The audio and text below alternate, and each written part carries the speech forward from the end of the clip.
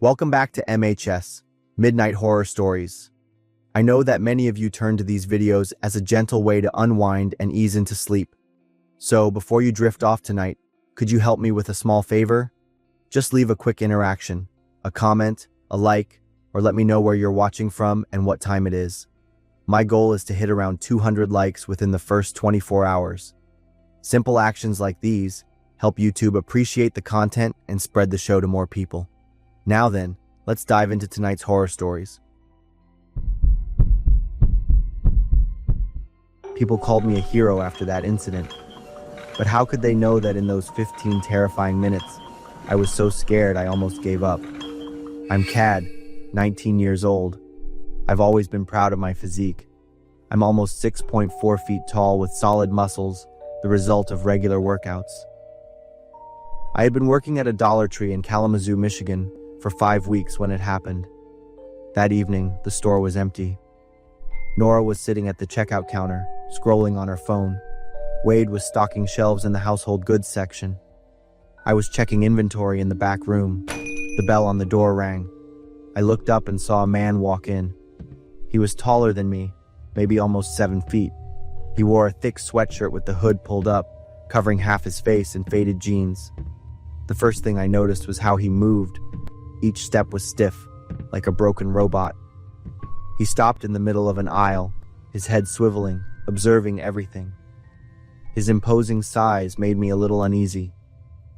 I moved toward the shelves, pretending to organize products so I could keep an eye on him. He went to the food section. Then everything happened very fast. A terrible crash. He had pushed over an entire rack of candy, sending it spilling all over the floor. "Hey, what are you doing?" I said, walking closer. He turned to look at me but didn't say anything. He just reached into his pocket and pulled out a gun. My mind was reeling, and I couldn't react. And then he fired. I looked down and saw bright red blood soaking through my shirt. The pain was excruciating. "Nora, run!" I screamed. She crawled and ran toward the back door. Wade yelled from a corner of the store, "Gun! Gun!" The man turned his gun toward Wade. The gun fired again. Wade fell, grabbing his leg in pain, blood gushing out. I dove behind the checkout counter, my left arm numb. The man fired shot after shot into the shelves. The smell of gunpowder filled the air. Then, after a few seconds, everything went silent. Suddenly, I heard heavy breathing. He had jumped over the counter. I lunged at him, grabbing his leg and pulling hard. He fell, and the gun slid away. We both wrestled to get the gun. He was incredibly strong. His arms were like iron clamps around my neck. I fumbled around and found the gun. He froze, his grip loosening. The gun clicked, but no bullet was fired. Enraged, he punched me square in the jaw. My mouth filled with the taste of blood, and I felt extremely dizzy. He pinned me to the floor with his full weight, his hands squeezing my throat. I was just inches from him, and I could clearly see every wrinkle on his haunting face. My vision was fading. I felt like I was slowly sinking into a dark pool, unable to escape. Suddenly, Wade rammed the attacker's side. He rolled to one side, his hands releasing my neck. I gasped for air. We used all our strength to pin him to the floor. A few minutes later, police sirens blared outside. They stormed into the store, fully equipped, and quickly handcuffed the attacker. The strange thing was, he didn't resist at all. He just lay there with an empty look in his eyes, as if none of what had just happened meant anything to him. An ambulance took Wade and me to the hospital. The bullet had shattered a bone in my left arm, requiring immediate surgery. The press later called me a hero, but I didn't think of myself that way. I just felt lucky to be alive. Our attacker had a history of severe mental illness. He was sentenced to life without parole for attempted murder and armed assault. Nora went back to work at the store, but she no longer scrolled on her phone. She was always on alert with every customer, her eyes constantly scanning the area. Wade still limped slightly from his injury, but he told me it was a sign of courage, a memory of the night we saved each other's lives. I'm slowly recovering and working out to regain my muscle mass.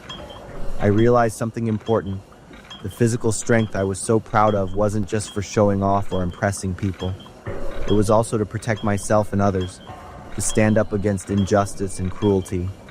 And I started thinking about becoming a police officer. That colorful toy truck almost killed me.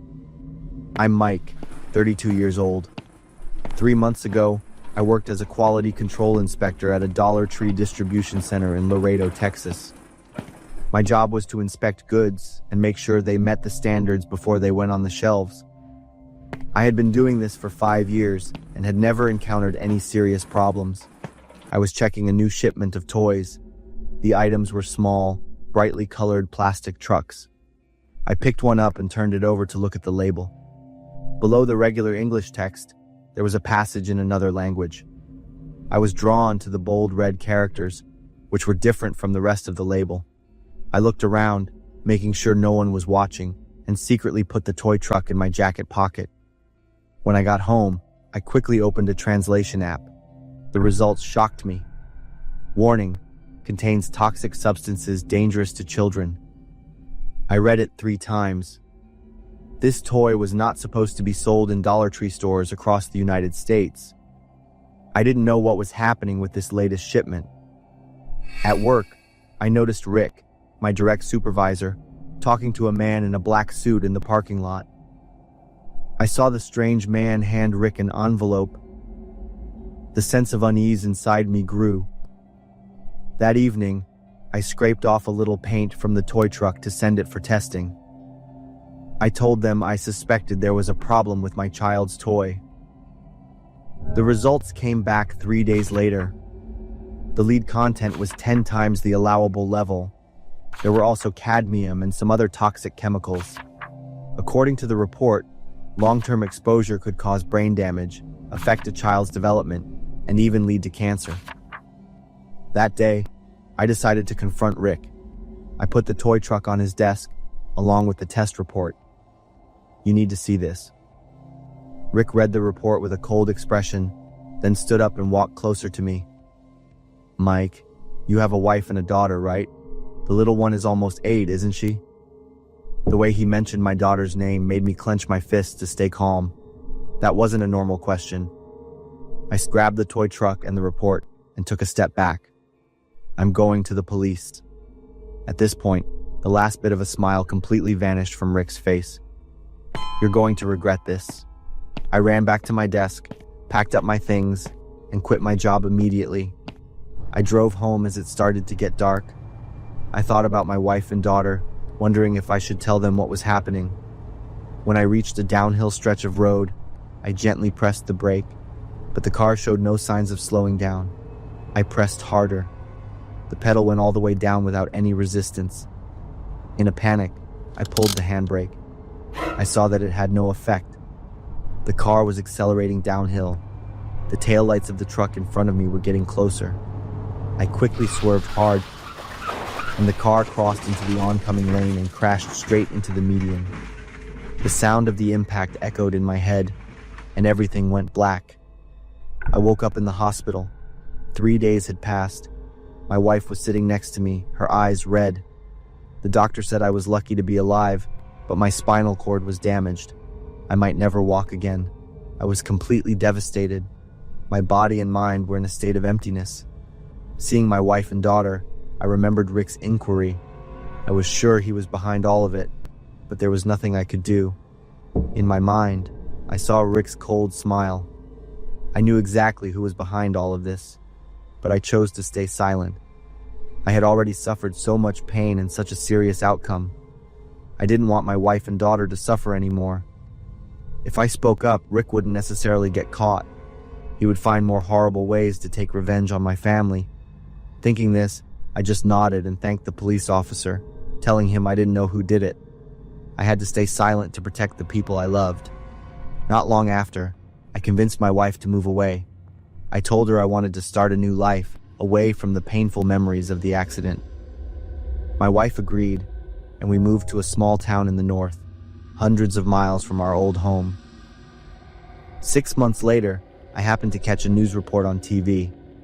A journalist was reporting on the recall of thousands of toxic Dollar Tree toys. Images of small, colorful trucks appeared on the screen. The exact same toys I had discovered. The reporter said a large-scale investigation had been launched, and many people involved had been arrested and prosecuted. The camera panned over the list of arrested people, but I didn't see Rick Brown's name anywhere. I turned off the TV and looked out the window. My daughter was playing in the garden. My wife was preparing dinner in the kitchen. Our lives had returned to peace. I sat in my wheelchair, thinking about what had happened. But what about Rick? He was probably somewhere, continuing his dirty business. But one day he would have to pay for his choices. All I want now is to protect my little family.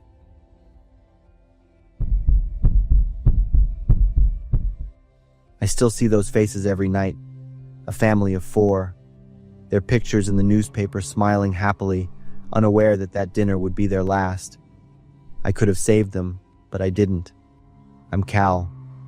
I was 20 years old at the time. I worked the night shift at a Dollar Tree in Yakima, Washington. The store was on Nob Hill Boulevard, a pretty empty area after 9 p.m. It was an incredibly difficult time for my family. My mom had just been diagnosed with lung cancer.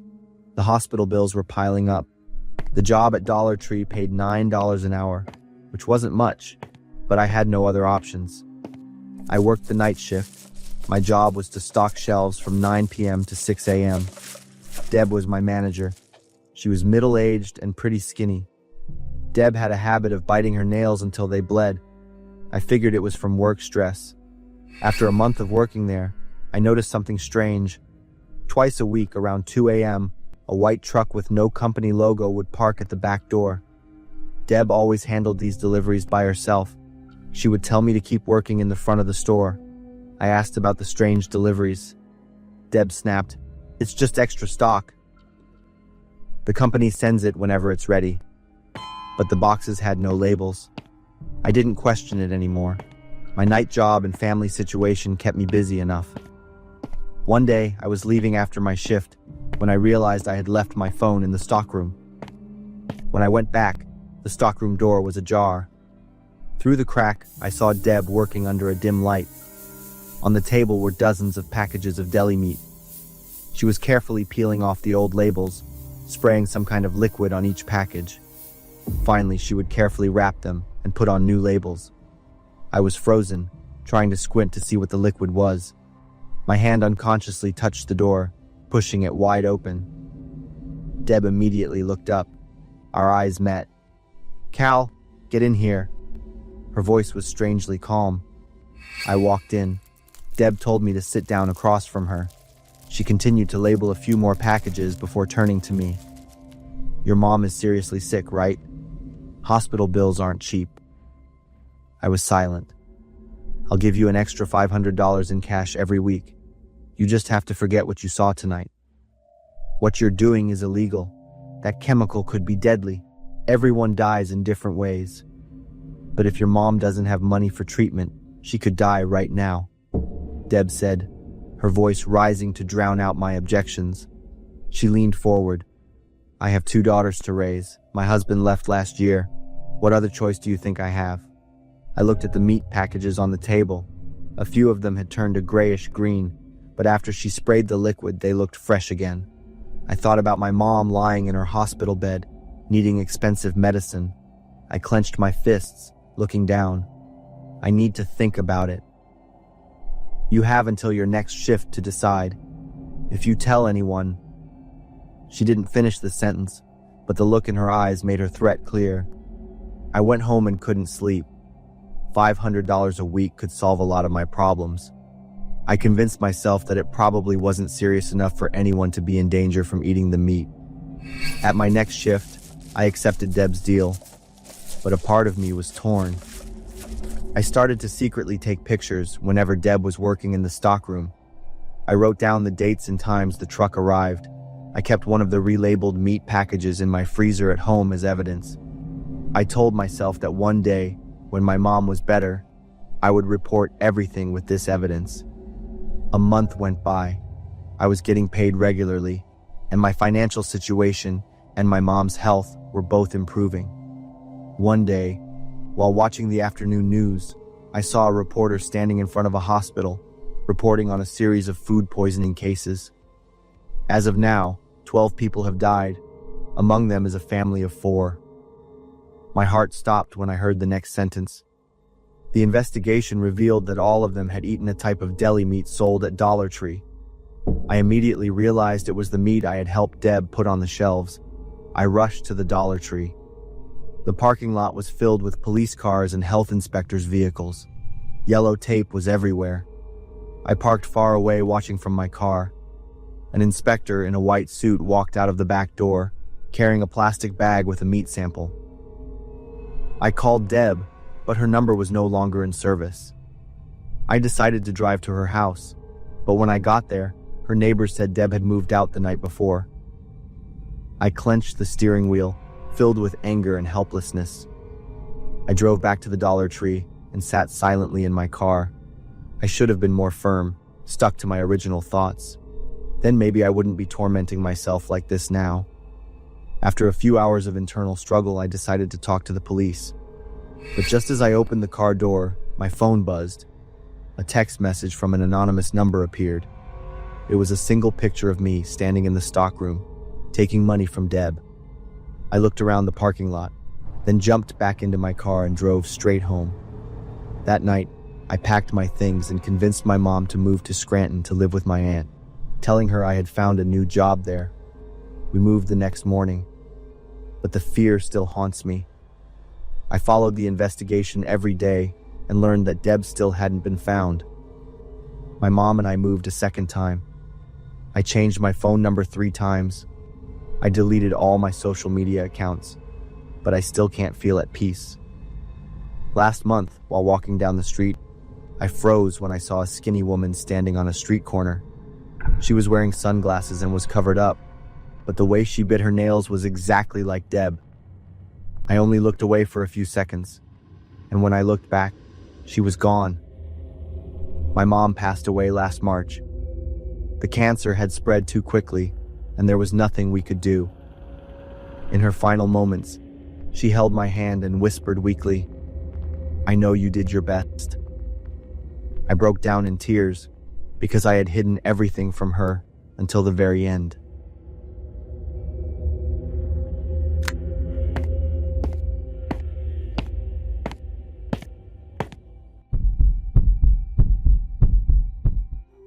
I'm Chrissy, and this is a story I wish had never happened. But sometimes, no matter how horrifying, the truth needs to be told as a warning. I grew up in a small town in Ohio where everyone knew each other, but instead of warm familiarity, I felt suffocated. My life was a series of days of scrutiny and ridicule. I was different from an early age. My curvaceous body, pale skin, and dark brown hair made me stand out, but not in the way I wanted. On the school grounds, I was not welcome. The laughter of friends is always accompanied by taunts. Chrissy, the walking refrigerator. I try to ignore it, but that cruelty doesn't stop at school. It followed me home, appearing at the family dinner table, in the concerned eyes of my mother and the cruel jokes of my cousins. By adulthood, things didn't get any better. I worked at the local supermarket, standing behind the counter, where customers glanced over as I wrapped the bags of snacks and candy they bought. I've learned to smile awkwardly, pretending it doesn't hurt me. But the truth is, I always felt like a failure. At age 24, my weight hit 300 pounds. I tried everything: keto, paleo, juicing, intermittent fasting, hitting the gym until my body fell apart. But the weight doesn't go away. It's like it's mocking all my efforts. When the doctor advised me to have gastric bypass surgery, I thought I had found hope. But after many consultations, they refused because my weight and overall health were too dangerous to do it. That disappointment was the final straw. One night, in desperation, I searched the internet and found the dark corners of the internet, the dark web. There, among the anonymous websites, I came across an ad for a miracle weight loss pill. Warning text from the seller, for desperate people only. At that moment, I suddenly felt a strong sense of comfort and sympathy. Without any hesitation, I accessed the ad and was happy to know that my weight had found a way out. 3 days later, the package I ordered through that advertisement was delivered. It is neat, tidy, but full of mystery, sealed with red wax printed with a strange symbol, a snake wrapped around its stomach. When opened, the dark red pills sparkled in the light, as if they held some dark power within. I just took a few seconds to think, and then swallowed a pill with joy and hope. Miraculously, my body began to change. The first day, I lost 5 pounds. 3 days later, that number increased to 10 pounds. The best part is that I can eat whatever I want: pizza, burgers, ice cream, and the weight continues to drop. I stood in front of the mirror for hours, admiring my body. Although I lost a lot of weight, I didn't notice much change in my appearance. Anyway, I'm very happy and have even more hope. But that joy was extremely short-lived. A week later, I started to feel a burning sensation in my stomach, as if there was a fire burning inside. I drank water constantly, but my thirst never subsided. What was worse were the hunger pangs, worse than anything I had ever experienced. That first night, I rummaged through the refrigerator like a wild animal, my trembling hands cramming everything I could into my mouth in a frenzy. But the stomach is like a bottomless pit. As everything within my reach disappeared, my eyes filled with madness, searching for anything that could quench the bottomless hunger tormenting my body. The third night, in extreme hunger, I saw a mouse running across the kitchen. My eyes were glued to it, as if a primal instinct had just been activated. Before I could think, I rushed forward, grabbed it tightly in my hand, feeling its small body trembling. I don't think of anything. Squeezing the little animal tightly in my hand, my teeth sank deep into its soft body. The fishy smell flowed into my mouth, and I swallowed it all in a frenzy. When I realized what I had just done, I shivered and was horrified. But hunger quickly dispelled all logic.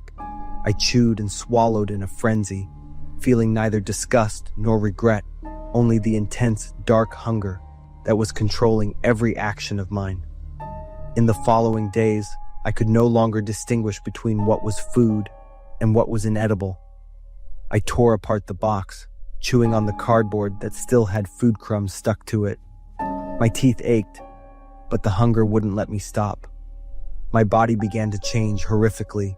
My cheeks hollowed out, my pale skin turned an ashen gray, and my eyes, bloodshot from lack of sleep, gleamed with a wild, predatory look.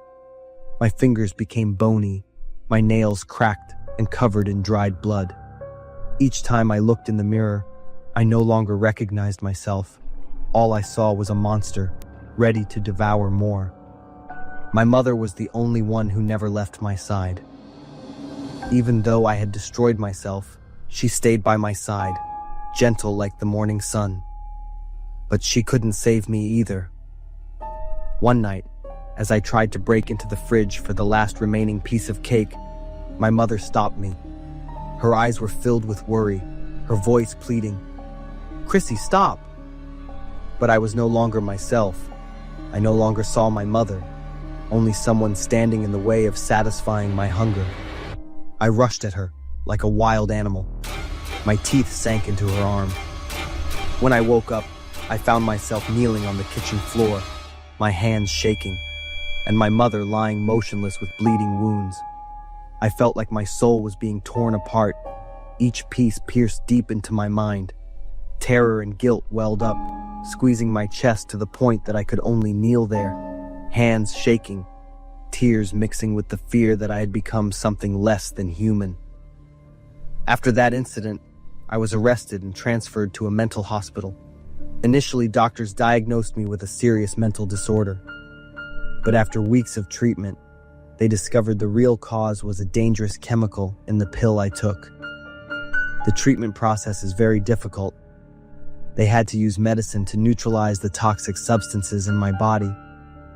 The intense hunger gradually disappeared, along with the burning thirst. My mind gradually returned to clarity. My mother, despite being hurt physically and mentally, still forgave me and visited me every week. She said, "Chrissy, as long as you live, everything can be fixed." Those words keep me going. Now, after 2 years, I have become a different person. I am no longer obsessed with losing weight, but focus on taking care of my health and finding joy in the small things in life. If you are struggling with your body image, remember that there is no magical solution. Only perseverance and self-love can bring lasting results. Don't let the desire for change turn into destruction. Mental and physical health is always more valuable than anything else.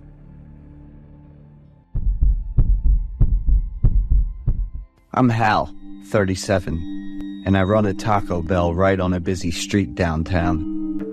The place gets a ton of love, so I'm basically working around the clock. One night, around 10:30, I was about to shut down after a long 16-hour grind. Out of nowhere, a couple walked in looking all unsure. The guy went, "Hi, sorry, but can you hook us up with whatever food you've got left?" I was kind of confused, so I didn't reply right away. "We come from way far away, and your place is the only one open."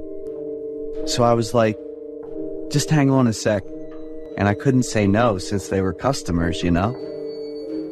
It took me like 10 minutes to whip up 2 burritos, even though I didn't have all the ingredients. The couple was super grateful and dug into their food, and watching them enjoy it made me feel way less tired. I was just wandering around cleaning the cashier counter for a bit, and when I turned around, the woman was still munching while the guy was staring at me. I asked, kinda worried, "Is there something wrong with the food, man?" He smiled a bit and said, "Oh no, it's awesome." Usually when I get compliments like that from customers, I'm super happy. But the way the guy looked at me and smiled just gave me the creeps. The guy asked me, "Are you the owner of this place?" "Yes." "Great. Do you live by yourself?" I was like, "Yeah, I live just a few minutes away." I have no idea why I blurted that out without thinking or being careful. The guy got up, threw some cash on the table, and walked out, and the woman quickly jumped up and followed him. I didn't think much of it, just headed home to crash since my body was totally telling me to chill out.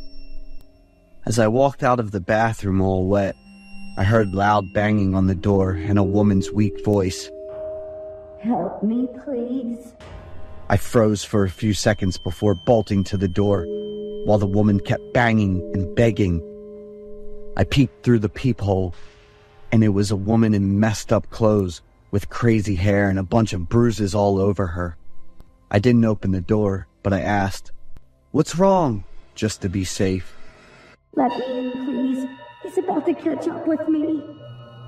I got even more on edge and said, "I'm calling the police right now, just chill out." "No, please don't call the police. Just let me in." The woman got more and more freaked out, and her voice along with the banging on the door got faster and way more urgent. When I looked closer at the woman's face, I was shocked. It kind of felt like she was with that guy from earlier.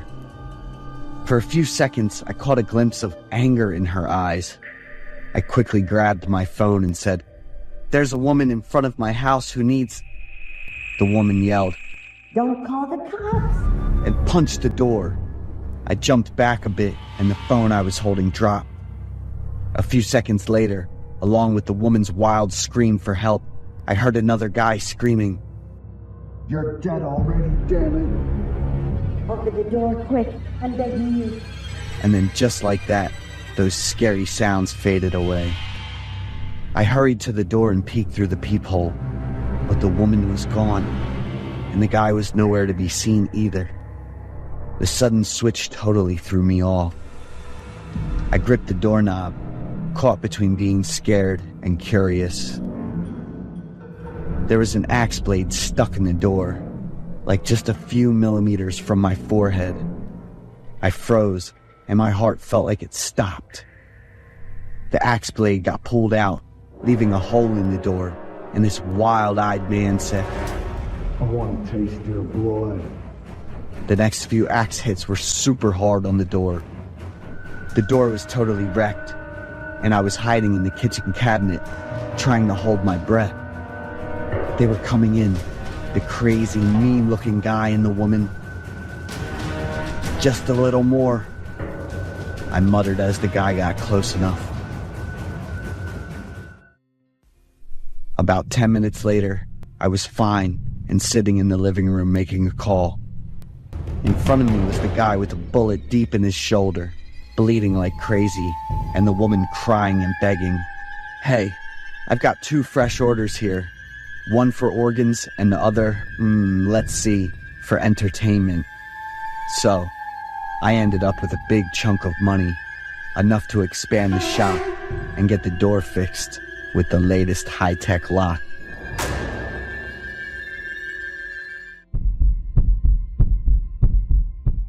I'm Egan. My fiance is Ira.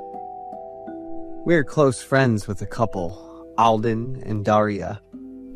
Last winter vacation, the 4 of us organized a trip to Aspen Snowmass, Colorado, a place known as a paradise for skiing and camping enthusiasts. We rented a spacious cabin with full amenities, brought along essential items, and began to enjoy the vacation.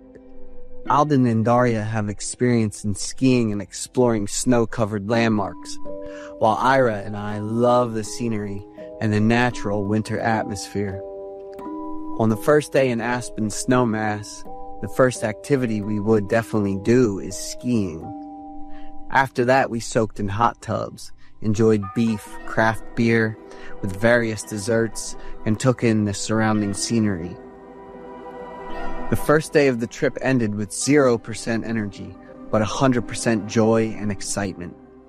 The next morning, Alden and I woke up earlier, while Ira and Daria were still quite tired. Do you want to hike and explore that mountain? Alden said while pointing towards the window behind me. Looking in the direction he pointed, I immediately agreed without looking for a third of a second.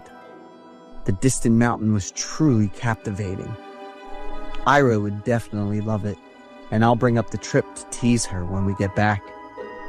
I was ready, and while waiting for Alden, I checked the weather forecast on my phone.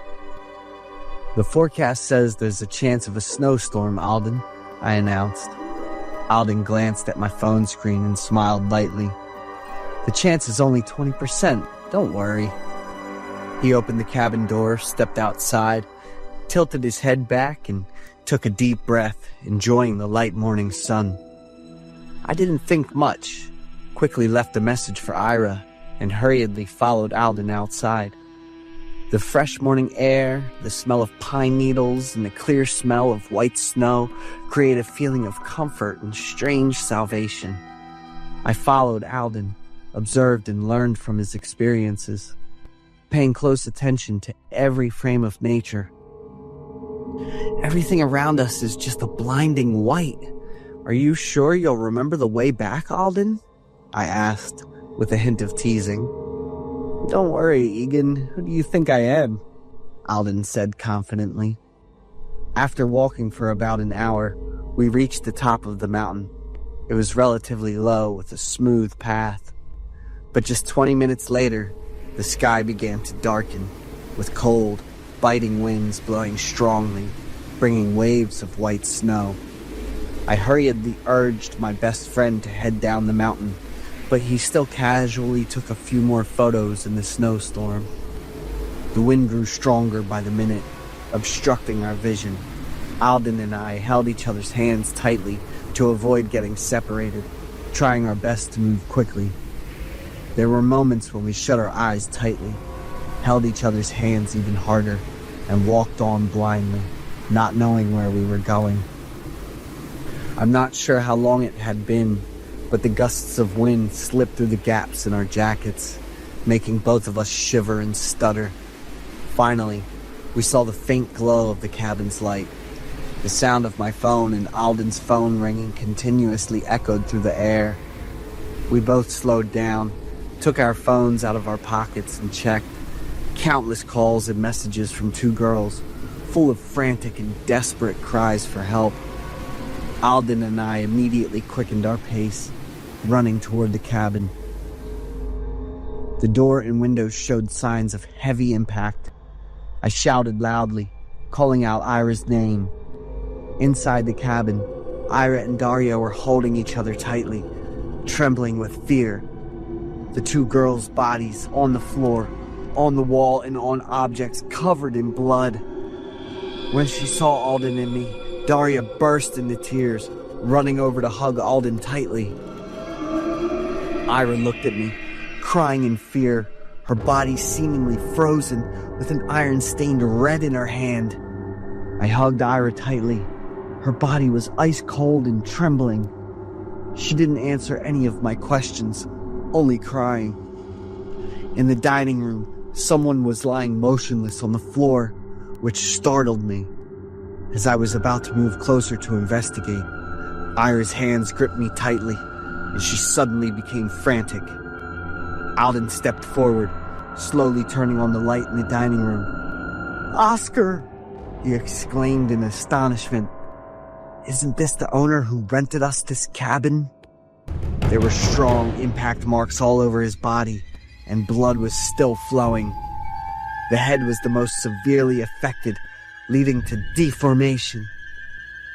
Alden shakily called the police and emergency services, but the snowstorm was so fierce that it took nearly 30 minutes for them to arrive. Oscar had passed away. We all knew that, but none of us dared to mention it. After receiving medical attention for their injuries, only Daria calmed down enough to begin giving her statement to the police. Ira, however, remained unsettled. Oscar found out that Alden and I had left, so he went after the girls with the intention of doing something malicious to them. Yesterday, when we met to receive the cabin, he didn't see Ira and assumed that only Daria was staying there. The two girls fought to protect each other, and Ira accidentally caused the perverted man's death. The trip ended, and we returned to the city so that Ira and Daria could be hospitalized for treatment of their injuries. Ira, overwhelmed by the psychological trauma, was temporarily unable to speak. She was acquitted on the grounds of self-defense. I feel deeply guilty and remorseful. I will do everything I can to make it right and heal Ira, never leaving her alone, no matter the circumstances.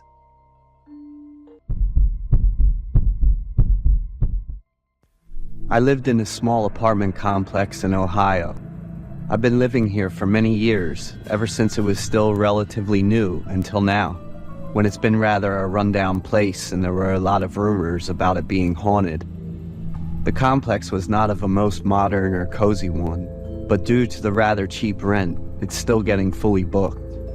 It's a 5-level building with 3 on each floor, so 15 apartments, where I lived on the 3rd floor. Because it was rather cheap, the majority of the tenants here were college students, and some were of the elderly. I lived in the middle apartment, sandwiched between Cassie, a senior year student, and Maddie, a 57-year-old. Since she's a senior, Cassie spent the majority of her time occupied with studying and preparing for the final exam. For many days, the apartment above where she lived continuously echoed with loud noises. It's like the sound of nails or chisel being hammered into the wall. At first, she'd tried ignoring it, but it kept going and going to the point that it drove her to lose her temper. This morning, Cassie finally snapped. She decided to walk upstairs to have a word with that annoying person. When walking up to the doorway, she politely knocked on the door, but even after a while, there wasn't anyone who came out to greet her. Also, the hammering stopped. Cassie, thinking it was the jerk who knew what she's here for and trying their best to avoid confrontation, began knocking harder. The frustration, combined with the total ignorance from the lousy neighbor, prompting Cassie to begin shouting and knocking more and more. The tenant still adamantly refused to come out, prompting her to twisting the doorknob, then shoulder barge through. The door wasn't locked by any means. Needless to say, it was spooky. Yet Cassie, after a few minutes hesitating, decided to go in and ask the tenant about the noise complaint. But strange enough, the living room was absolutely empty, as if nobody's living here at all. Curious, she went further into the apartment. Knowing clearly that there's nobody actually living here, she was pretty certain about herself. All she needed to know was where the heck did the hammering for many days come from? Going further, Cassie heard a man's mumbling. The mumbling seemed to be rushing up quicker and quicker. Cassie, following the sound, attentively listening to the man's word. 13. Pushed open the bedroom right next to the living room. Everything here remained empty.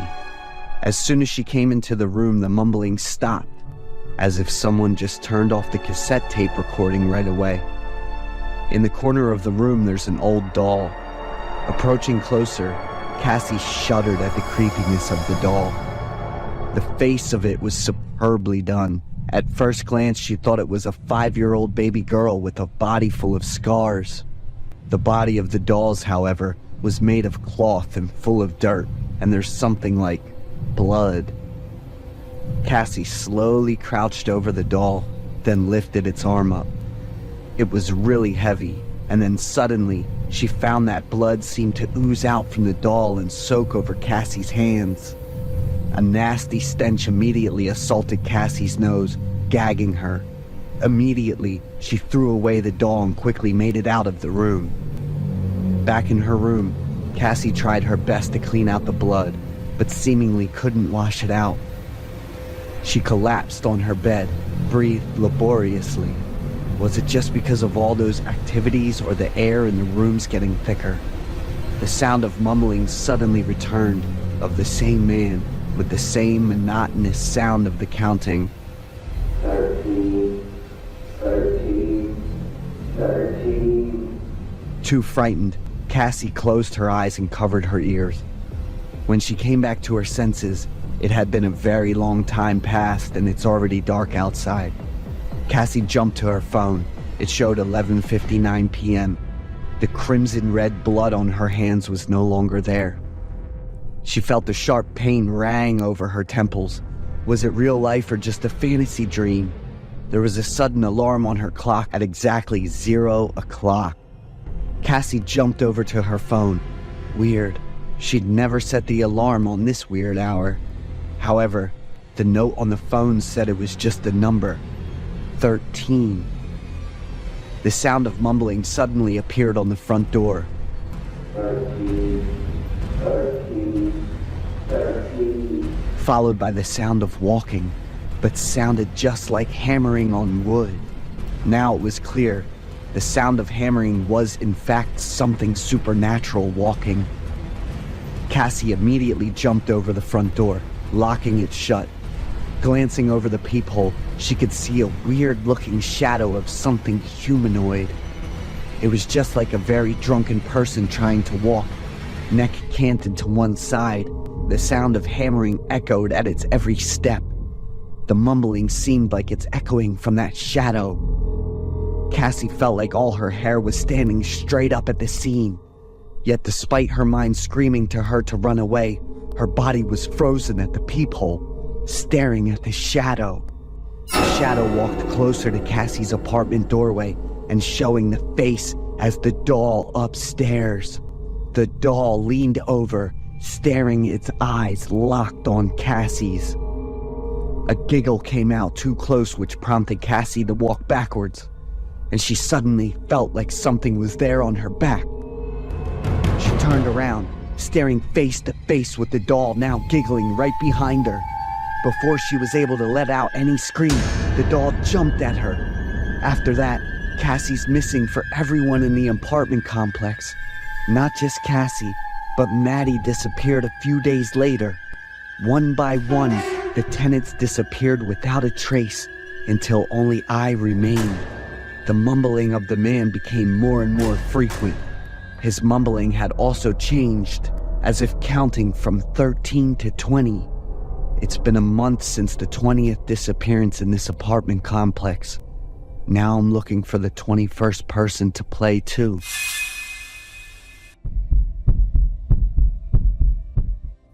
I'm Orla, 29 years old, living in Houston. I have a happy life because I enjoy my work and have extra income. Currently, I live alone in a spacious and cozy house. My house is in a somewhat secluded area of the neighborhood, but that's okay because I like peace and privacy. The neighbors around here aren't very friendly, to say the least. They're somewhat peculiar. I choose not to pay them any mind. They're not relevant to me, after all. On that evening, like any other day, I returned home at 6 p.m.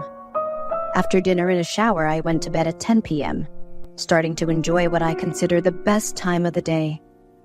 I got into bed, lying comfortably with a book I was halfway through. I called Milo, my cat whom I've had for 2 years. Usually when Milo hears me call, he happily runs over and lies next to me. But this time he curled up, staring ahead. I looked at Milo and chuckled, thinking he must be full and feeling lazy. I started reading and forgot about Milo's odd behavior.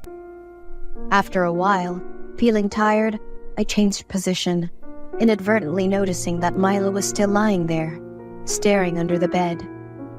I approached, picked up Milo, and returned to bed. I placed Milo on my stomach, his favorite lying position. Surprisingly, he fluffed up, emitting little grunts as if being vigilant and uncomfortable with me. Milo jumped off the bed, returning to his previous spot. I sat on the bed, puzzled by his strange behavior. Following Milo's gaze, he was indeed looking under the bed. I started feeling uneasy. I couldn't bring myself to look under the bed, and I didn't know why. Looking around the room, my heart seemed to stop when I inadvertently glanced at the mirror in the corner. The mirror coincidentally reflected a bit under the bed, where a dark figure, seemingly a man, was present. I couldn't see his face clearly, just his glaring white, wild eyes staring out. I was truly panicked. I bit my lip, trying not to make any unusual noise. I told myself to stay calm, trying to act like I didn't know anything. Otherwise, he might lose control, and I would be in terrible danger.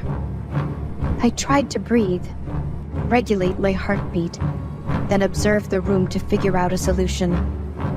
The first thing I wanted to do was call the police, but my phone was charging and placed on a table 3 meters away from the bed. My body trembled.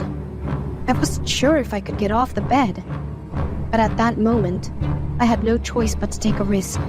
I couldn't sit here and panic forever. Slowly, I stepped off of the bed, trying to straighten up, pretending I was very comfortable. Approaching the phone, I trembled, trying to dial the police number. I struggled for a while, my brain unable to control my body. Finally, I managed to call the police, but I wasn't calm enough and accidentally turned on the speaker. 911, what's your emergency? I immediately hung up, standing rooted to the ground, squeezing the phone tightly as if trying to break it. I felt like I hadn't breathed for 3 minutes. After seeing no reaction from the man, I immediately texted my best friend to call the police for me. Suddenly, I heard a metallic clash, like a knife scraping under the floor. I sent the message and quickly turned off the phone. I mentally prepared for what would happen next. When I turned back, I panicked to see Milo playing with a small knife under the bed. In an instant, I rushed to pick up Milo and grabbed the knife, then ran out and slammed the door shut. I stood staring at the door, breathing heavily. It felt like leaving the bedroom gave me enough oxygen to breathe. I hugged Milo tightly, my hands trembling, pointing the knife straight towards the door. I was sure the next thing would be banging on the door, cursing, and a madman rushing out. I was ready to resist at any cost, but I didn't hear any noise. Everything was eerily silent. I couldn't know what the man really wanted, how he managed to break into my house and hide under my bed for how long, whether he would suddenly appear here and end my life. Suddenly, the sound of police sirens rang out, and I hugged Milo tightly, running out quickly. When I met the police and told them everything that had just happened, I felt relieved. After the police searched my bedroom and all the other nooks and crannies in the house, the truly horrifying thing appeared. They found the body of a dead man under my bed. I was stunned to realize it was Robert, the creepy neighbor. Robert lived alone opposite my house, a man over 50 years old. Robert had repeatedly accosted me to spend the night with him. I overlooked it, thinking he had mental issues, until I lost patience and threatened to call the police. Robert stopped his creepy antics. After the investigation, the police said Robert died of a sudden stroke. He had been dead for about 12 hours, which was the time I was away on a business trip and hadn't returned home. It was horrifying to imagine how he would have acted if I had been home at that time. I redesigned my house with the bedroom in a different location and started using a mattress directly on the floor instead of a bed. Until now, the image of Robert with his glaring, wild white eyes still deeply haunts me.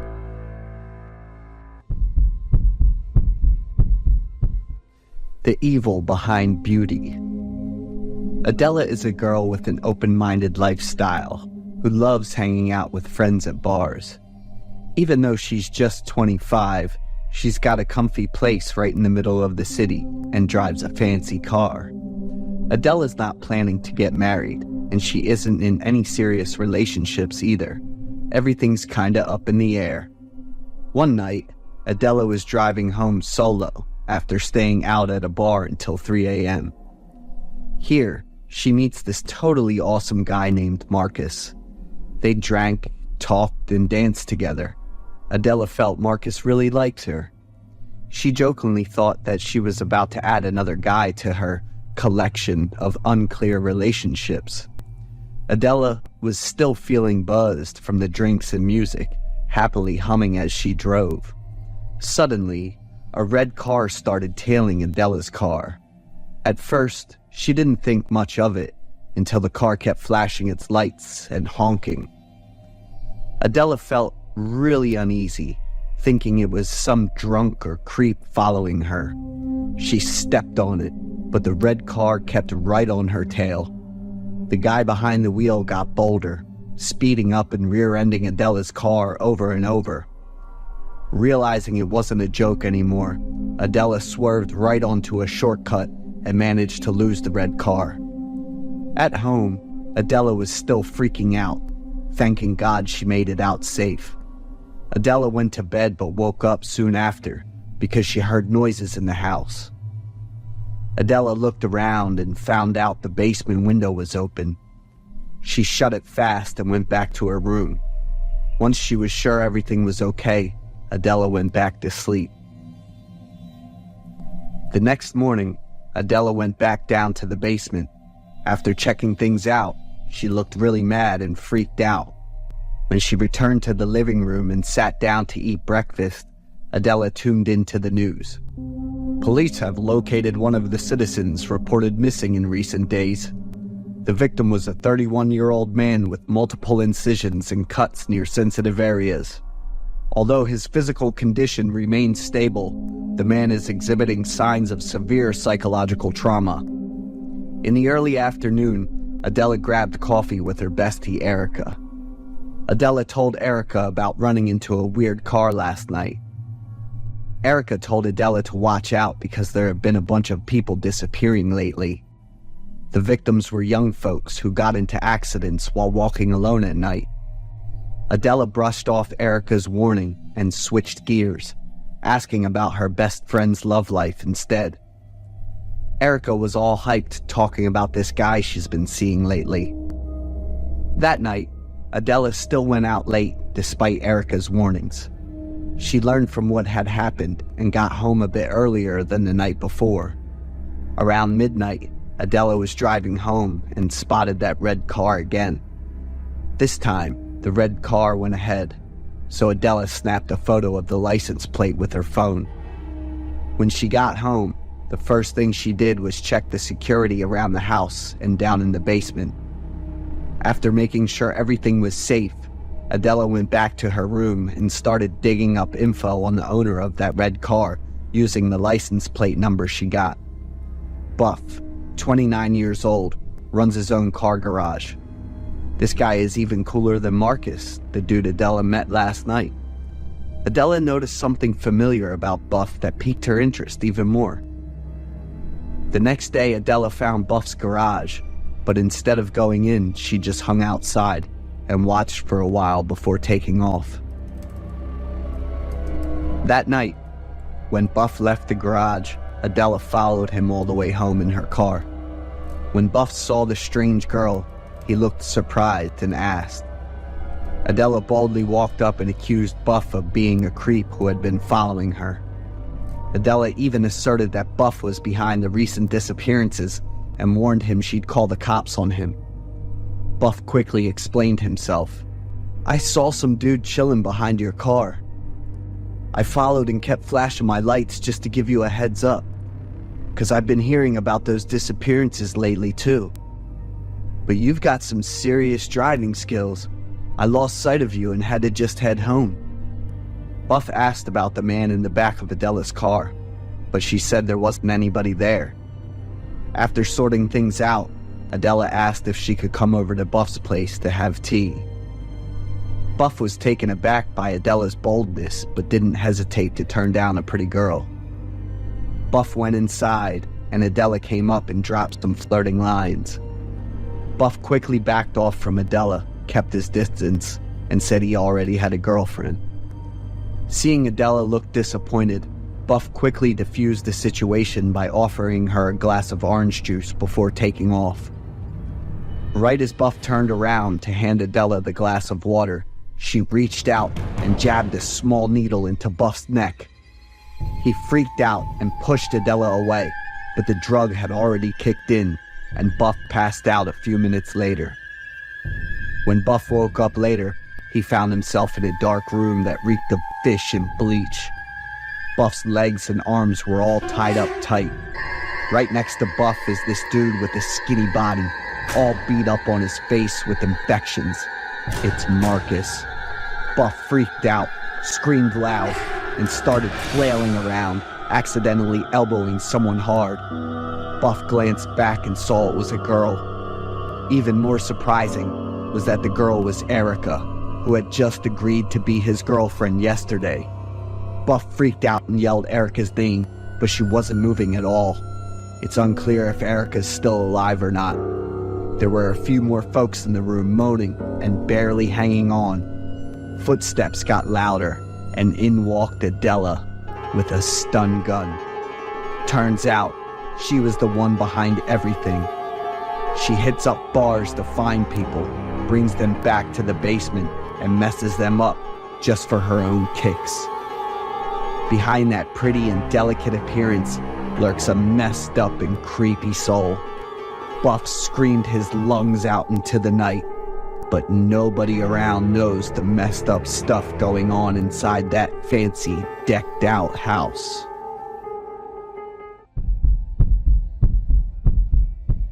I'm Carrie, the third child in a large family in California. In total, there were 10 of us siblings, but there used to be 11. Our oldest brother unfortunately left us when he was very young, a loss that my mother always held in her heart. I grew up in a family where every relationship was complicated and hard to understand. My mother gave birth to her first son when she was only 14 years old, and the man who became her husband was someone who had a close familial relationship with my mother's family. The entanglement wasn't just in bloodlines, but also in how the head of the family ran everything. From a young age, my siblings and I lived in an extremely closed-off environment. When I turned 12, the whole family moved to a bigger house. Everyone hoped it would be a new beginning, but then we realized it was just a place for him to control everyone even more tightly. The house was like its own world, where every action had to follow unusual rules. We weren't free to communicate, weren't allowed to share feelings, and were separated into different living areas. The brothers lived in the west area, while my mother and the daughters lived in the east. Talking, playing, or even seeing each other was limited. I tried many times to speak up, to show my disagreement with those imposed rules. But that only got me into more trouble. His reactions were always very strict and unpredictable. During those times, I felt extremely alone, because no one in the house was brave enough to speak the truth. It seemed like they were caught in a cycle of fear and resignation. When I turned 15, the strange behaviors from the head of the family started to become clearer. He spent more time around the area where my mother and sisters lived than what was normal. Even what clothes I wore wasn't my own decision. I once heard my mother quietly begging him to keep his distance from the children. But that plea didn't seem to be heard. I understood that I needed to be stronger than ever. Over the next 3 years, I did everything I could to keep myself safe and protect my younger sisters. It wasn't an easy time, both physically and mentally, but I was determined not to let those boundaries be crossed again. When I turned 18, I decided to leave that place. In the darkness of the night, I ran away and reported everything I had witnessed and experienced to the police. I knew that, as an adult, my words might be trusted more. But what broke my heart was that all my siblings denied it. They praised him as an ideal father. I understood that they had been deeply psychologically affected, like being imprisoned not just by doors, but also by their own minds. I moved to another town, working at a McDonald's, almost a 2-hour drive from home. Even though I lived in a cramped and humble room, it was the first time I felt true freedom to live authentically, to decide my own life. I still kept in secret contact with one younger sister, the one I always worried about the most. Every message from her was a small ray of light in the darkness of my past life.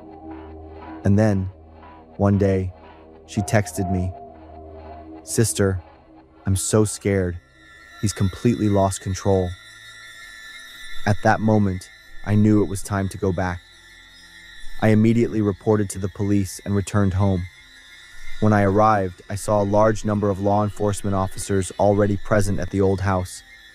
Inside, there was shouting, chaotic sounds, and extreme tension.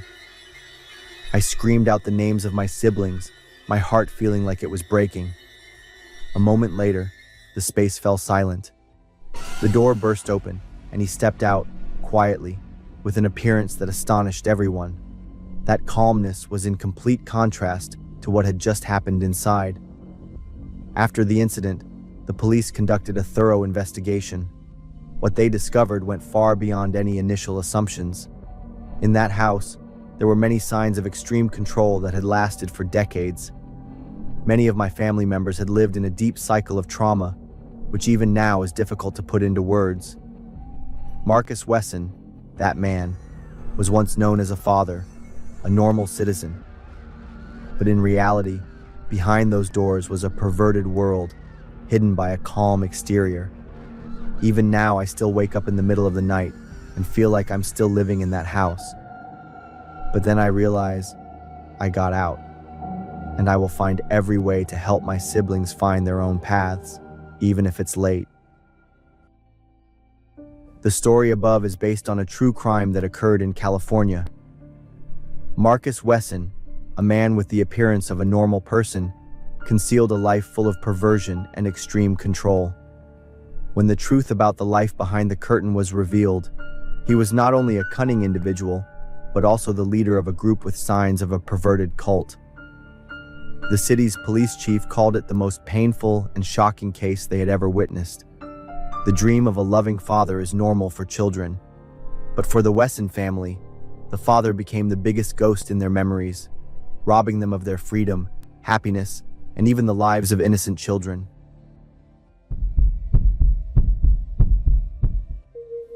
My name's Fiona.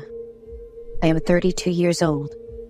I had just ended a 10-year relationship, so now I'm residing alone in a Park Vista apartment in Chicago, Illinois. I'll be honest, it's kinda tough trying to balance things after the nasty breakup. But I'm fine, I thought to myself. I'm strong, I'm tough, and things gonna be alright. I'm finally away from such selfish, control freak bastard. It's about damn time I set myself free. And so last Sunday, I spent my entire day finally free to do whatever I like. About midday, 12 o'clock, I had brunch while joyfully browsing the internet. I came across an advertisement about a surveillance closed-circuit camera, CCTV, that, as the developer said it, totally suited with families wanting to keep themselves safe. According to them, this product deemed to be the flagship model of the next generation, sparkling smart. It could capture both video and sound in crystal clear quality. Come to think of it, they said, it's a must-have for families with children or elderly living all alone by themselves, so the rest of the family would be able to keep an eye on them. I am convinced with that conclusion. They were damn right, I thought to myself. I'm living all by myself in this city. No friends, no family. Not even a single acquaintance was living here. A surveillance camera at the porch maybe wasn't a bad idea. Now, with the discount program was still in effect, I didn't hesitate in purchasing the item right away. It arrived at my doorstep a few days later. My excitement was well-founded. The instructions were clear enough that I am able to get it set up with just a few steps. Mobile connection felt pretty solid. Everything fit like a perfect jigsaw puzzle, and I had set it up over the front door. I was pretty sure that I wouldn't need any men at all in my life. I was the empress of my own life, with full helm at the palm of my hands. Imaging and audio was as advertised, good and solid. I am very impressed with the 360 view of this camera. Also came with a unique function, intruder alert. To test the function, I ran out and back in. Didn't take very long for the phone to register the alert. This function must be pretty universal. It's just me living under a cave, I thought to myself. I'm contented with being in the good deal. That night, the alert notification jolted me up from my sleep. That turned out to be the intruder alert, sent via the camera. Groggily, I checked on the camera. I noticed that all around me being very quiet. It was 3:13 in the morning. There wasn't much convincing for me to just turn the phone off and go back to sleep. However, for many days afterward, the camera kept sending me the notifications at exactly around 3:13 in the morning, despite the fact that there wasn't any sign of intrusion at all. After a while, I decided to contact the supplier about the issue. They told me to restart the device and reset the connection. Pretty sure it's just a simple software bug, they guaranteed. I told them sternly that if things kept going this way, I'd return the product and ask for a full refund. That night, I went to bed, pretty worriedly. And then, just as clockwork, at 3:13, the notifications came. Same issue with the intruder alert function. The same issue that kept me awake for the last couple of days. This shit had me awake for days now, so I'm kind of pissed off with that. So I decided to forego checking on my phone, but instead charged straight out of my bedroom. After I opened up my door, the frustration was still there. Nobody's outdoors, so the problem here is the goddamn camera. So I got to the chair, climbed up to take that camera down with all the haste. However, it's not as easy as I installed it. The removal process is kind of messy, and it made me very frustrated. I just wish I could scream my guts out. At least it would calm me down. Yet, I couldn't. There are other apartments. So all I could do was swallow it down, get back to bed, and try to get some sleep. I returned to my bedroom, picked up my phone, and planned to disconnect this goddamn camera from my phone. I will return it tomorrow, I thought, opening up the apps. In order to turn it off, I must go through the main page with the footage of myself lying on the bed. However, in the corner of the screen, there's something really scary happening. A large figure. The figure, though I couldn't make out the shape, seemed to be smiling at me. The hair on the back of my neck stood straight up, as the figure came forwards and put a hand over my shoulder. I couldn't sense its touch. Is that a person? Is that a supernatural being? I pulled the sheet over my face, shivering at the crazy thing I had just witnessed. It was only when the morning alarm went off that I was jolted awake, my mind stretched by all the half-awake and surreal experiences. Everywhere around me was a blur between reality and nightmare. Though I temporarily left it aside, I still had work to do. And so I went to work that day, paid little attention to what I had seen last night. After a long day at work, I went home and headed straight to my bed. I literally collapsed the moment I hit the mellowing pillow, though I was once again jolted awake by the phone's notification. It was the intruder alert once again from the camera, though at this time around, it was indeed an intruder. I was startled at the sight of someone's head. It appeared to be a very tall, statured man. I carefully adjusted the camera angle to see better. However, the man had been maneuvering very close, so I couldn't make out his face. There's the sound like lock-picking over my doorknob. It made me shudder.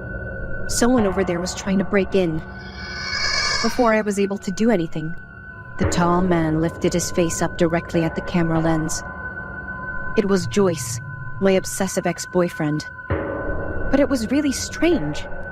Wasn't he in Traverse right now?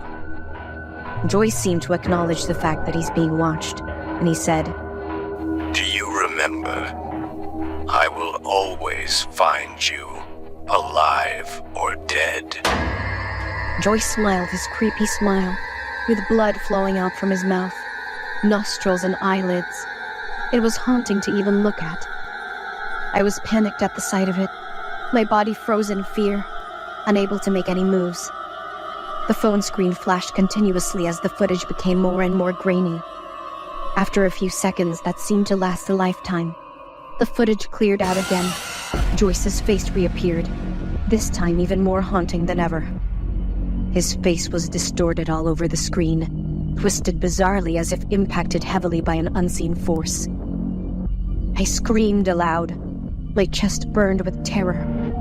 All I can do was to call the police and my parents, sobbing the entire time.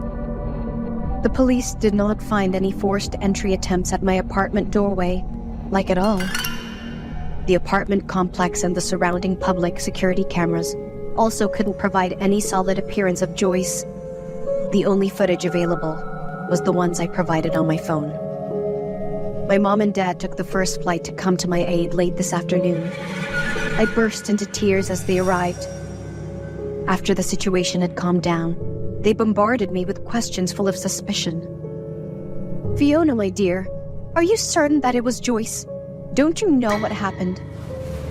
I did not know of anything, and threw them a bewildered look back at them. Joyce is dead in a serious traffic collision 3 days ago. His body was found wedged between the car and the freighter, so I was perplexed at the information. 3 days ago was March 13th. 0313. His word rang aloud. I will always find you, alive or dead. Welcome back to MHS, Midnight Horror Stories. I know that many of you turn to these videos as a gentle way to unwind and ease into sleep. So before you drift off tonight, could you help me with a small favor?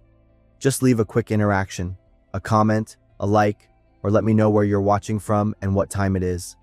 My goal is to hit around 200 likes within the first 24 hours. Simple actions like these help YouTube appreciate the content and spread the show to more people. Now then, let's dive into tonight's horror stories. I get why in every horror movie, the characters open the door to a stranger. It's not because they're dumb. It's because in that moment, the human brain still tries to find a logical reason for something out of the ordinary. This happened 4 years ago. I was 17, living with my family in Grand Rapids, Michigan. My parents usually went bowling on Friday nights, leaving me and my sister Kate, who was 13 at the time, at home. We usually ordered pizza and watched horror movies. Domino's was always our first choice. That night I dialed the number as usual. A man's voice answered, and it sounded strange and confused, like he had just woken up or wasn't expecting the call. I told him I wanted to order a pizza. After a few seconds of silence, he just responded awkwardly, "Okay." I wasn't happy with the customer service, but I figured he was a new employee and let it go. I ordered an extravaganza pizza and gave him our address. The call ended abruptly without him asking for my phone number or mentioning the price or delivery time. At the time, I didn't care much. We sat in the living room and waited. My stomach was rumbling, and Kate kept looking at the clock. I went to the living room window and pulled the curtain back to look outside. Just then, a car appeared and was driving pretty slowly. The car stopped in front of our house. The driver's door opened, and a tall, skinny man got out. I was excited because I thought we were getting pizza, but when he walked under the streetlights, I stopped when I saw he was wearing a black ski mask. He wasn't holding a pizza or anything else in his hand. I was still standing at the window. My heart started to beat faster as I realized something was wrong. There was no Domino's sign on top of the car. Every cell in my body screamed, "Danger." I told Kate to turn off the TV and get down. We lay face down on the carpet. Kate looked at me with wide eyes, not understanding what was happening. I put a finger to my lips to signal her to be quiet.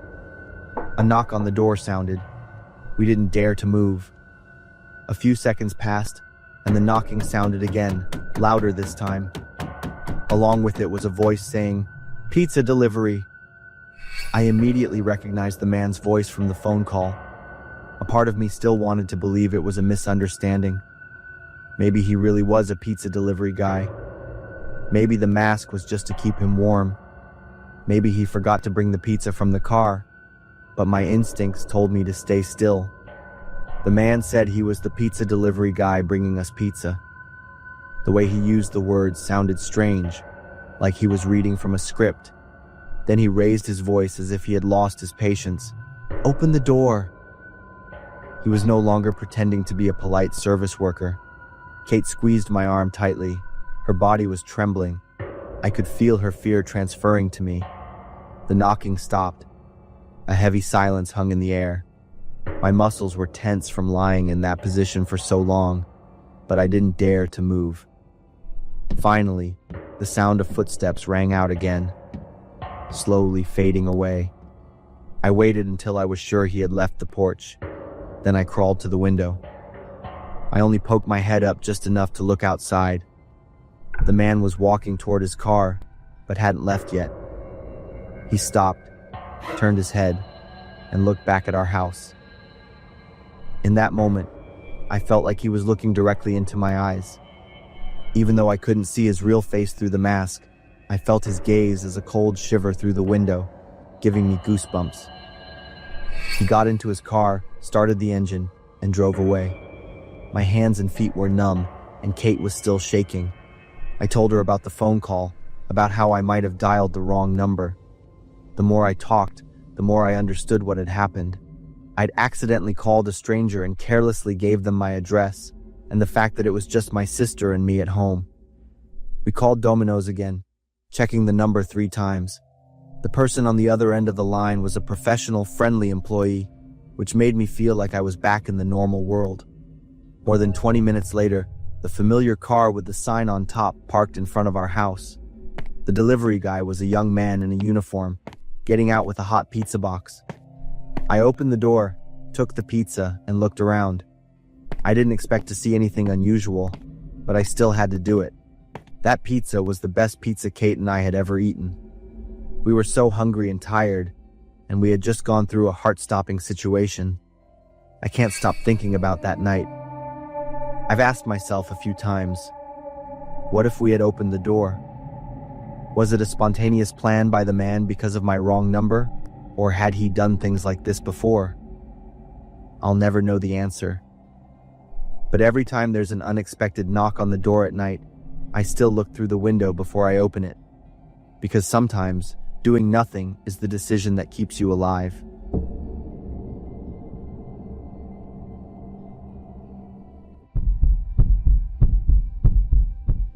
Every time I'm home alone, I remember that night. It's been almost 3 years, but the knock on the door in the middle of the night still makes me jump. I'm Bianca. At the time, I was 15 years old and lived with my dad in a small house in West Lubbock, Texas. Our neighborhood was pretty quiet, with one-story houses lined up along a straight street, neatly trimmed lawns and white picket fences. The people here were pretty private. My dad worked the night shift at a textile factory. I was used to being home alone.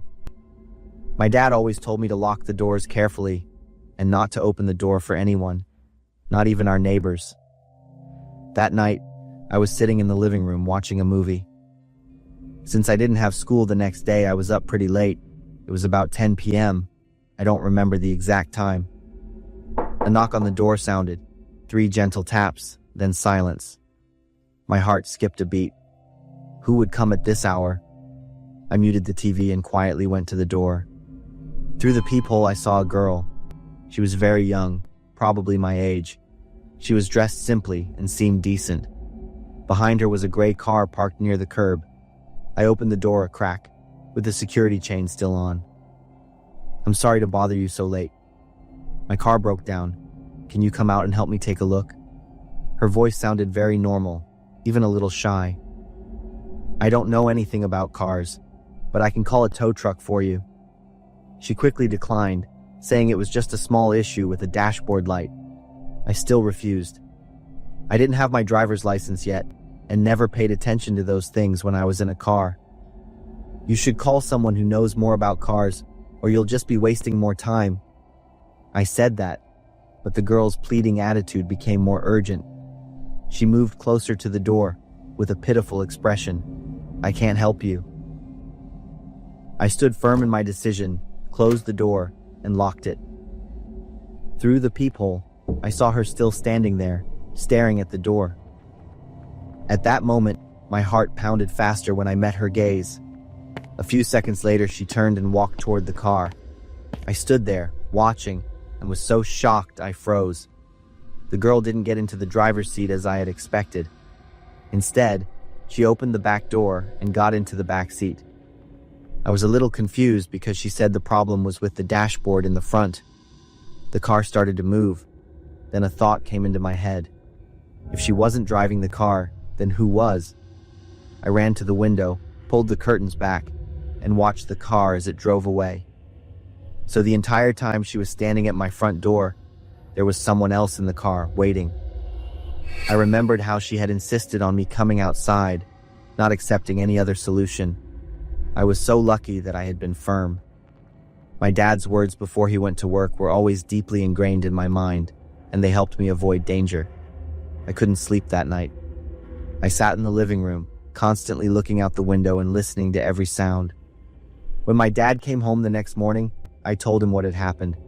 He immediately called the police, but there weren't many clues. No license plate number, no names, just a vague description of the girl in the gray car. The most important thing was that I was safe. I had listened to him, and he was very proud of me for that. Even so, it wasn't easy for me to get over it. My dad had to ask for a shift change to be home with me. We installed a bunch of cameras and a doorbell camera. Slowly, my life returned to normal. But the question about that girl still haunts me. Who was she? Was she a victim who was forced? Or was she a part of a plot? And most importantly, what would have happened if I had gone outside that night? To this day, every time I hear a knock on the door at night, my heart still tightens. The image of that girl's cold eyes and the back car door closing are still burned into my memory. I know that if I had just unlocked the door a little that day, I probably wouldn't be here to tell this story. Every time I see pizza rolls in the freezer, I remember that night. I thought I was going to die in the attic of a stranger's house. My name is Logan. I'm 20 years old, a sophomore at the University of Texas in Austin. My mom has a close friend, Sarah. She owns a large house in the Westlake Hills neighborhood. Last Friday, she needed someone to house sit for the weekend while her family went to New York. Sarah needed someone she knew because it wouldn't be a paid job, but I could eat and use things in the house as much as I wanted. I agreed to house sit for her, thinking it would be a great weekend to have food and a quiet space to write.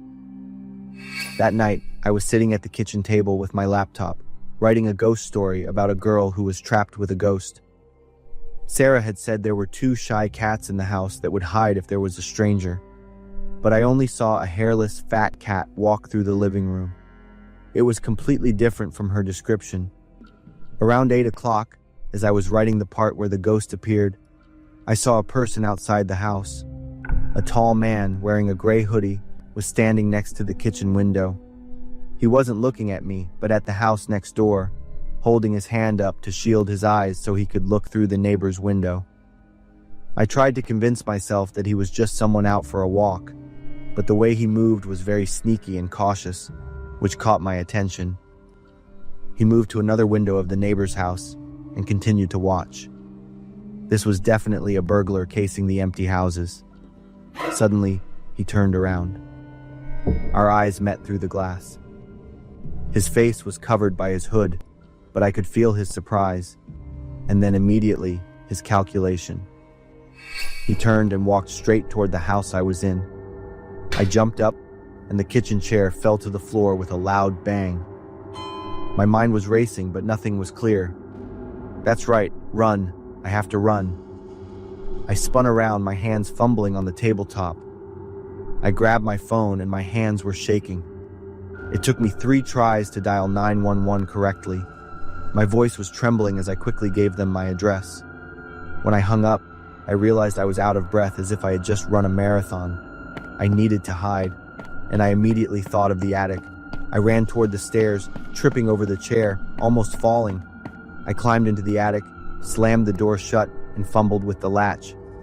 It was at that moment, in the stuffy darkness, that I realized my fatal mistake. Turning off the lights and hiding in the attic made the house seem empty, a perfect target for a burglar. I huddled in the corner and bit my lip to stop myself from breathing too loudly. About 5 minutes later, there was the sound of glass shattering. I flinched, almost screaming. So, he had gotten into the house. I clenched my hands, my whole body tense.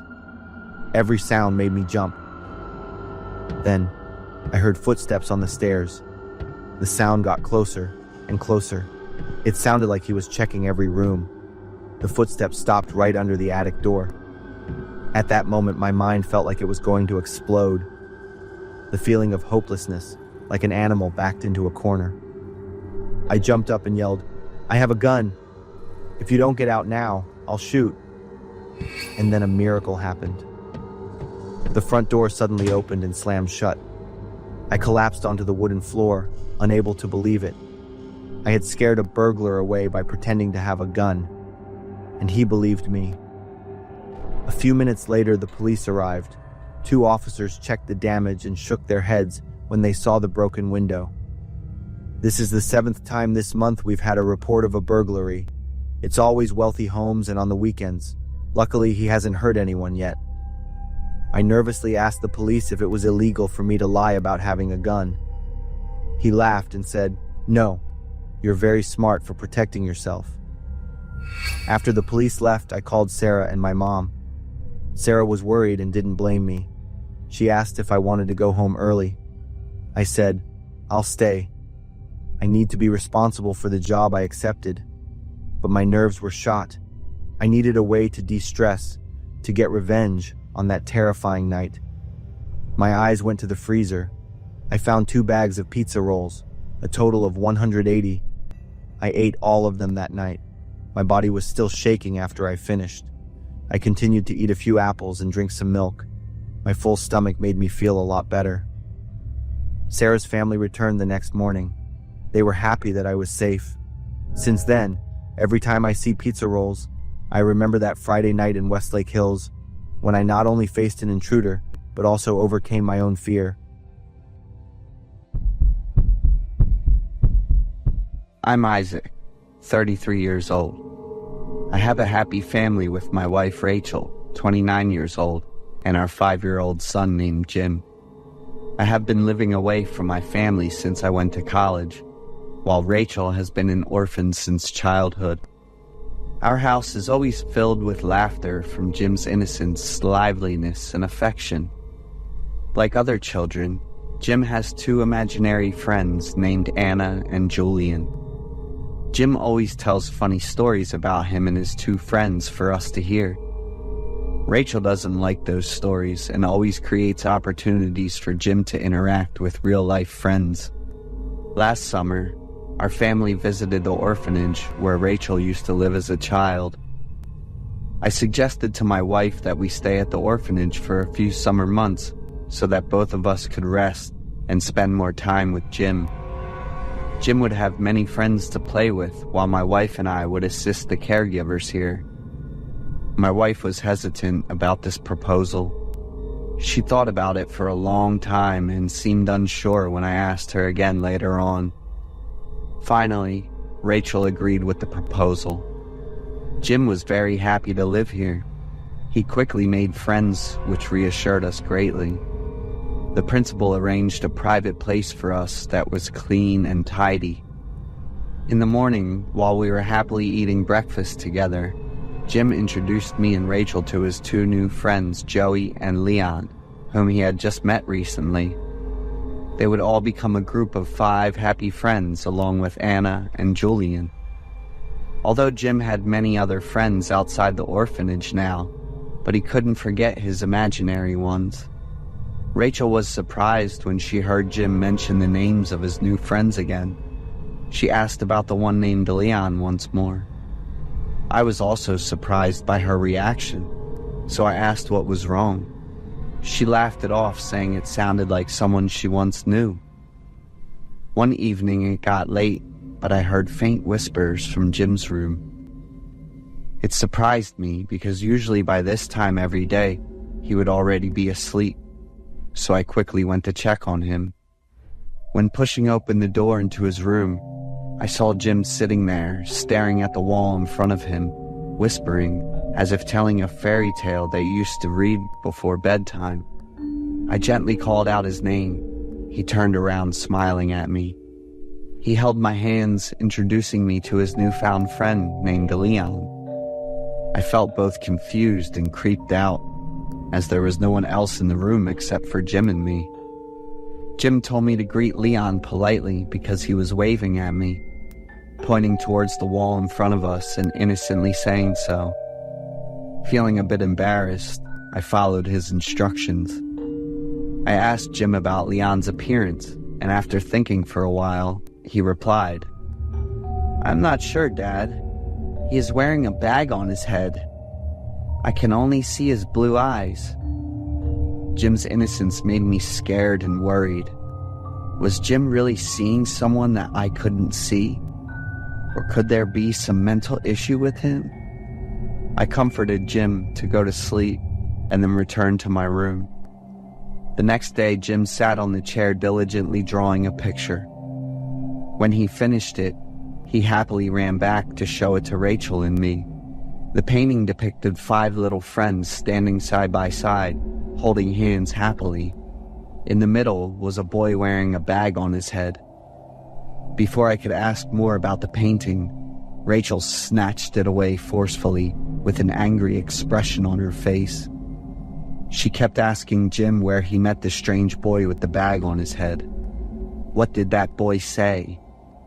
Jim cried out of fear, so I quickly snatched away my wife's hand and hugged our son tightly. I knew Rachel hated Jim's imaginary stories. After Rachel calmed down eventually, she gently apologized to Jim and embraced him lovingly. Her gentle approach made Jim feel more comfortable, and he began telling us. Jim said that he met that strange boy named Leon in art class at the orphanage. He sat alone at the last desk in class. He introduced himself as Leon. Leon said that he felt very lonely because nobody wanted to play with him. Jim wanted to take off Leon's bag so that he could see his face clearly, but Leon refused.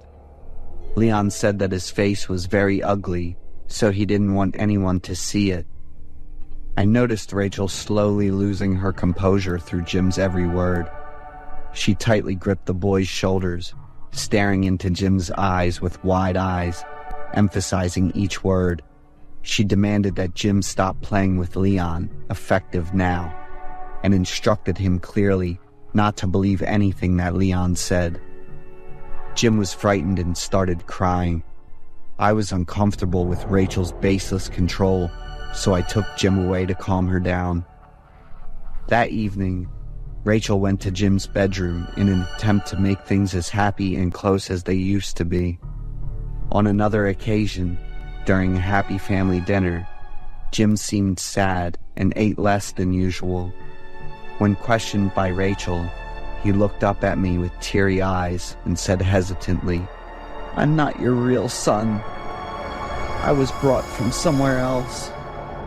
My wife and I were shocked. How could he know this?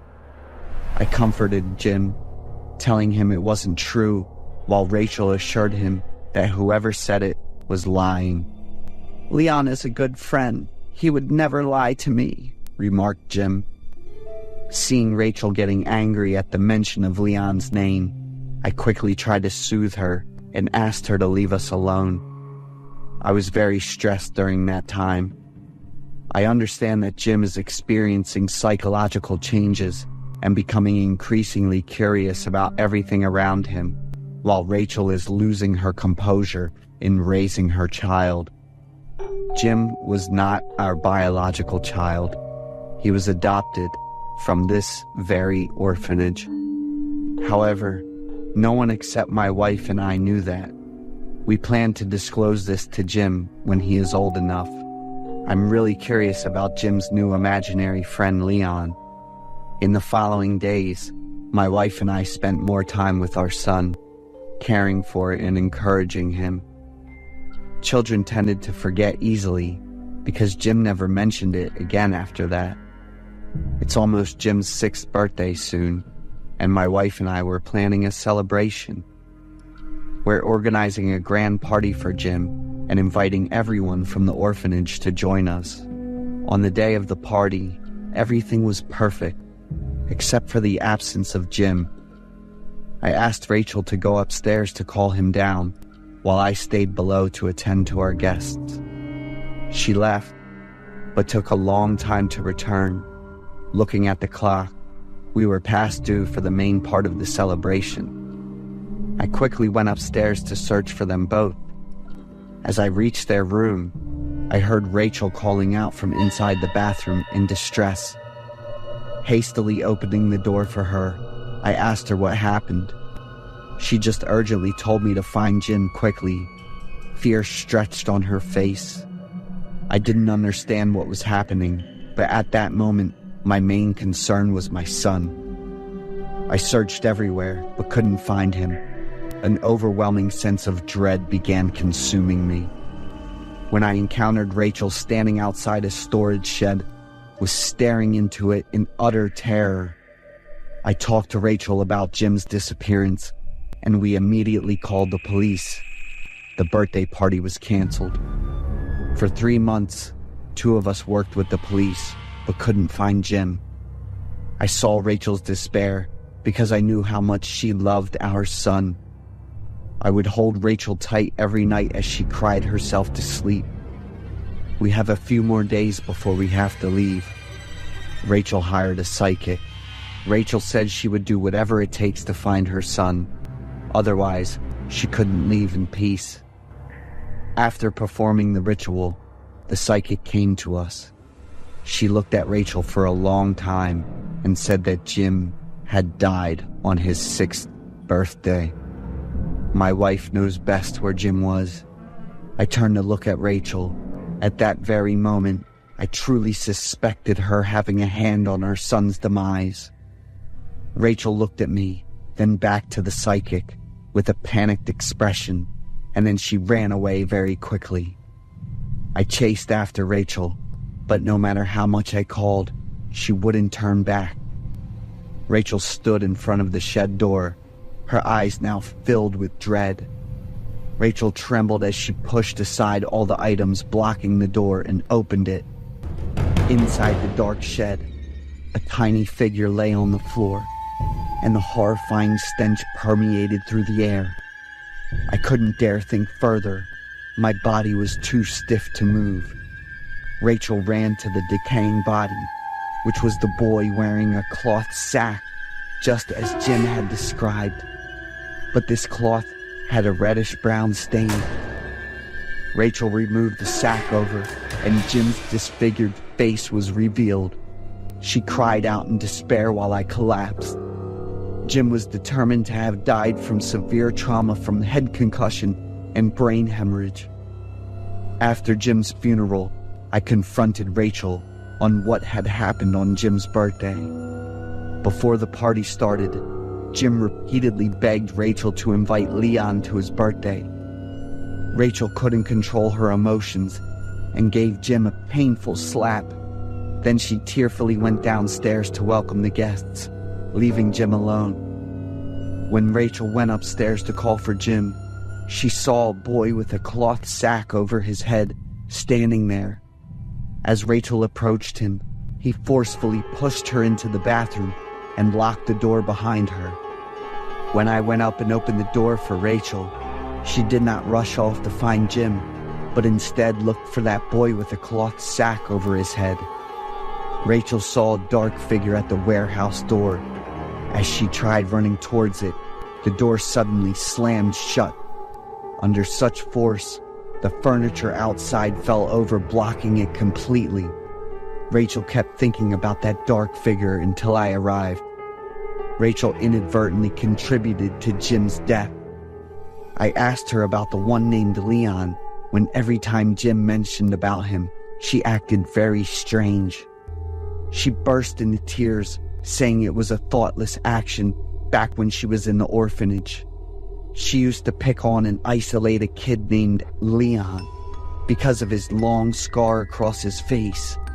She made him wear a cloth sack to cover his ugly face. One time, she and her cronies went overboard and accidentally suffocated Leon with it. I couldn't be able to look Rachel in the eyes after knowing all this. I love my wife very much, but can't forget all these cruel things she has done. Every time I see her, it reminds me of my pain from losing my son, Jim.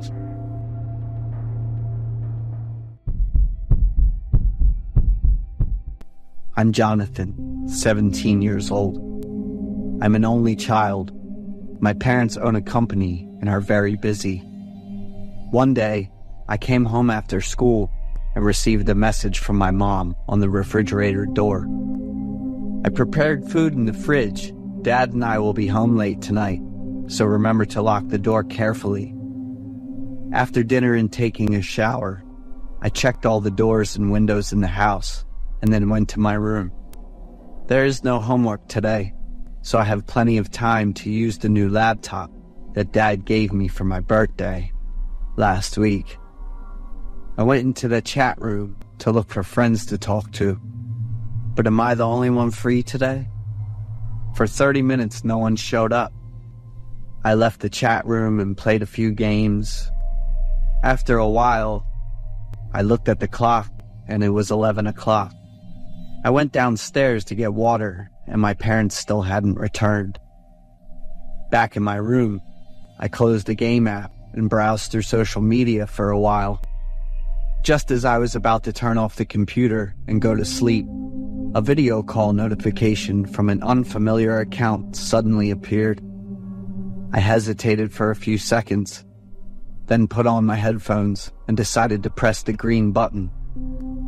My image appeared in the corner of the screen, but on the other side was just a black, silent screen. "Oh, hello," I said, but there was no response. There was still silence and a black screen. I briefly thought that it might be one of my friends playing a prank on me. Could it be that a ghostly face is about to leap out of the screen? After a few more seconds with no other signs, I said, "I'm going to end the call now." Just as I was about to end the call, a faint light began to appear. The face of a girl.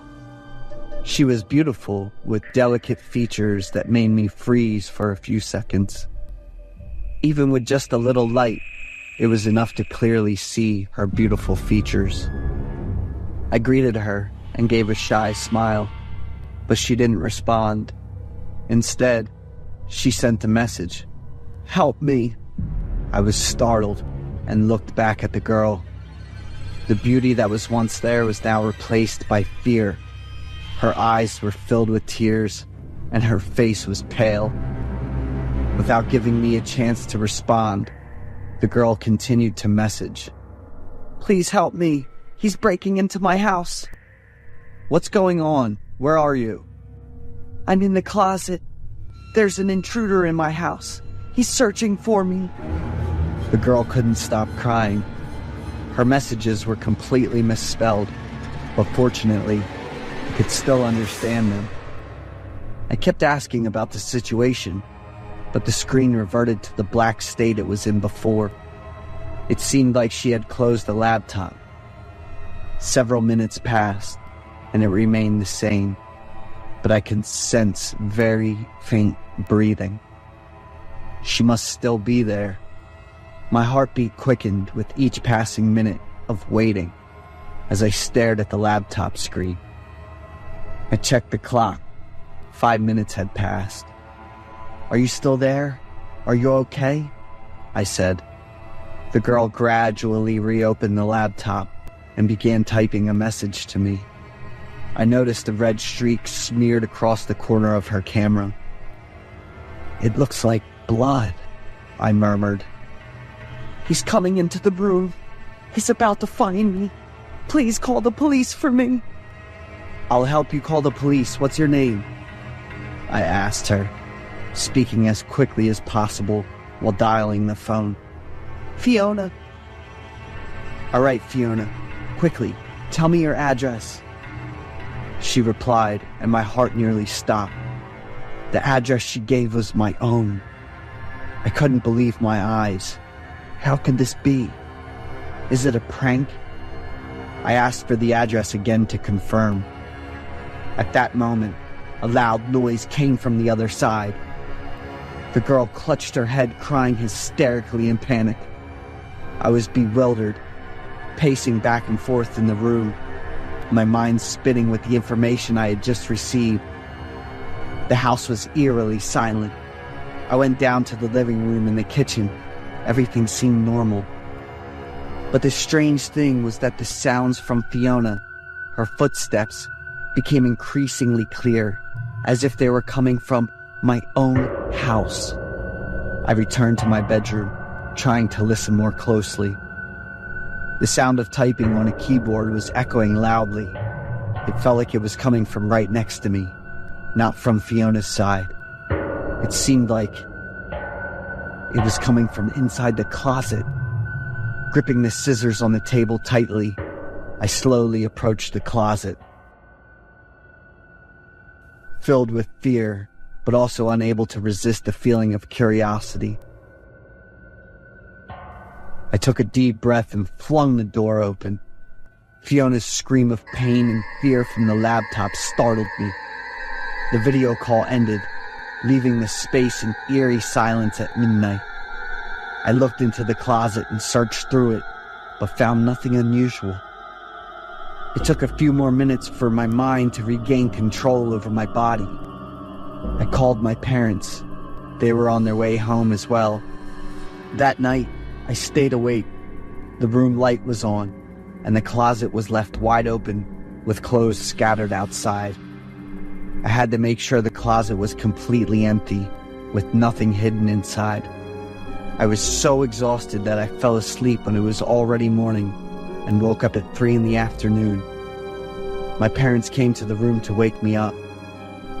Dad had learned more information after researching the history of the house. Before my family bought and moved into this house, there had been a horrific murder case. The victim was a 17-year-old girl from the family. While home alone, the girl was confronted by an intruder.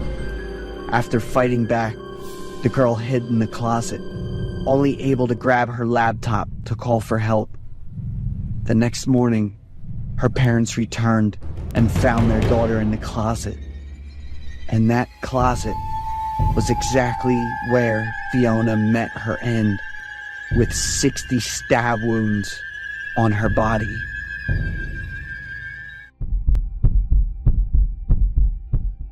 I am Maria, 37 years old.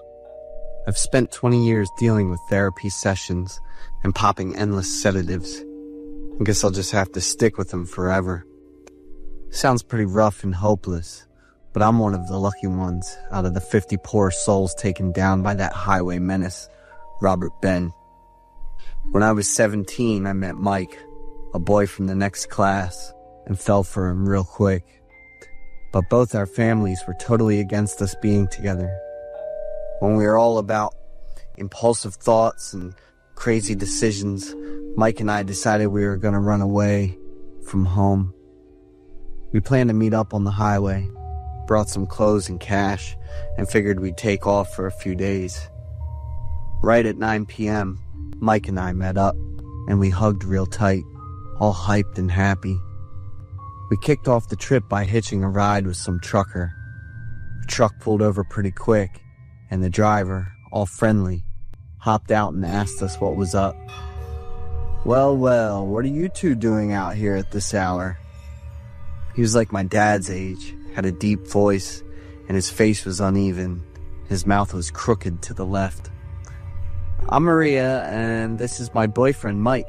Can you give us a ride to the next city on this highway?" I got straight to the point. "Awesome. Yeah, for sure. Hop in." The driver was cool about it and quickly jumped in to show us the way. I had barely taken 3 steps when Mike grabbed my hand and yanked me back. "Maria, I think we should grab another ride." Mike was iffy and looked kind of freaked out. "What's up, Mike? We don't have much time. You think our parents won't catch us here?" I was rushing and getting a bit annoyed. But he kept staring at your boobs. "Cut it out, Mike. You can't talk like that about someone who's helping us." I pushed the thoughts aside, didn't pay much attention to how Mike felt, and jumped in the car. Mike quickly ran over, hopped in the front seat to split me and the driver up. I shot him an annoyed look, and we took off. I could hear metal clanging together non-stop from the back of the car. Mike and I looked at each other, probably with that curious look, and the driver finally spoke up. "The door latch is kind of loose. Haven't had a chance to fix it yet. Hope it's not bothering you two." Then he looked at me and gave me this weird smile. No, we're good," I quickly said. "I still don't know your name." "Ben. That's what everyone calls me. Full name's Benjamin Wilson." I smiled back, but seeing how tense Mike looked threw me off. "What's up?" Mike heard me and jumped, then turned to look at me but didn't say anything. He pulled out his phone, and a few seconds later, my phone buzzed with a new message. "Maria, you hear someone moaning?" I froze, tried to listen real close, then out of nowhere, I could feel warm liquid on my arms and face, and a strong, nasty, fishy smell hit my nose. It took me a few seconds to turn to Mike. He was hunched over. His neck had a deep gash, and everything was covered in red. The driver was holding a sharp knife, just grinning at me like he was having a blast. I freaked out, mouth wide open, but no words coming out, and Mike's scared eyes were full of pain and hopelessness. "The truck's too cramped with 2 people, the driver said, then slammed on the brakes. I was dying to get out of there, wanted to run, but the car door was locked.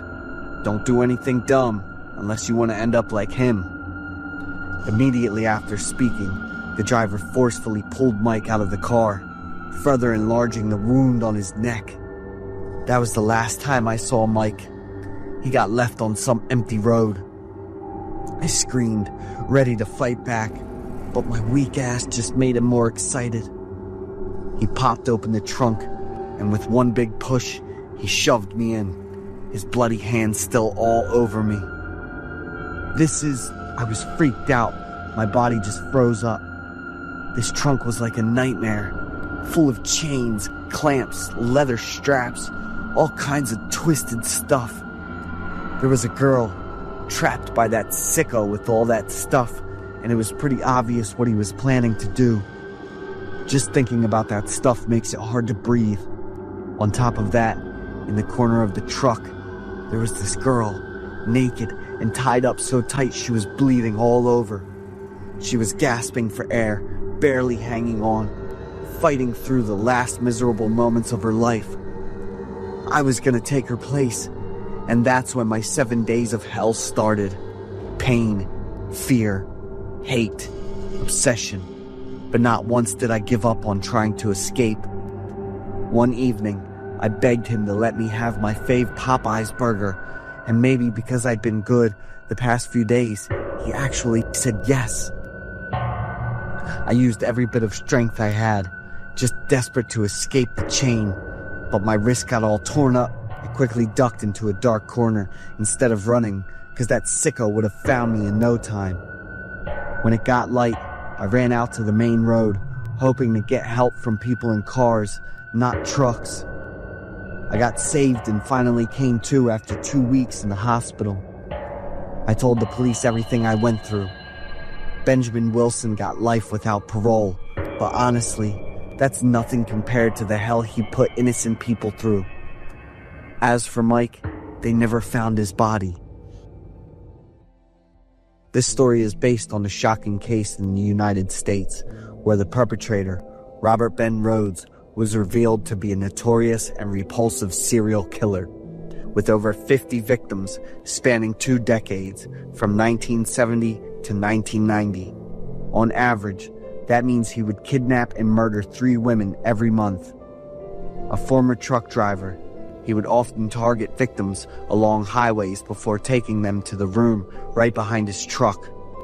Robert Ben became a monster, largely shaped by his family circumstances and the disturbing things he witnessed as a teenager. Although he was arrested and sentenced to the maximum punishment, the pain and horrific crimes committed by Robert Ben continue to send chills through the American public. So, I'm Tyler, and it's been like 6 months since everything happened. I fought like hell to make it back here. Even though I was physically okay, I was totally freaking out inside, and my heart felt ice cold. My girlfriend died right there during our picnic, and I saw her get murdered right next to me. My girl's name was Violet, and I was planning to pop the question. I'd kept it all on the down low, and everything was going perfect. One gorgeous weekend in November, Violet invited me out to Lake Berryessa to go camping. "Tyler, I'm so pumped. I want to see the gate to hell," Violet said. For anyone who doesn't know, the gate to hell is what locals call this massive whirlpool that shows up when the lake water gets high. This whirlpool was made by this cool overflow system that helps control all the extra water in the lake. We rolled up to the campsite with food that Violet made herself. "There's no one here but us, Tyler," Violet said, checking everything out with a big smile. I looked around too, and she was totally right. I joked, "I booked the whole place just for us," and we both cracked up. We ate and chatted, and I was about to finally do what I'd been thinking about for months. I dug into my pocket to grab the ring box, and my heart was racing so fast I could barely breathe. "Tyler," Violet called out, and I jumped, dropping the ring box. She reached out and grabbed my arm, looking confused as she stared behind me with wide eyes. "Violet, what's up?" I asked, turning around, and there was this tall guy wearing a black hoodie and sunglasses, so you couldn't see his face at all. He was holding some metal thing in his hand. Hey," I shouted, but he just ignored me. "Need any help?" I tried to sound friendly, but as he got closer, we saw that he was holding a knife. Violet was freaking out and holding my hand tight. "Call the police, Violet," I whispered while standing in front of her. but Violet looked totally frozen and didn't seem to hear me at all. We were kinda at his mercy, so it was probably best to just go along with what he said for now. I didn't want anything bad to happen. I figured this was just gonna be a regular robbery after handing over all the car keys, my wallet, and phone, but nope. "Tie up your boyfriend," that crazy man told Violet. At that moment, Violet was scared.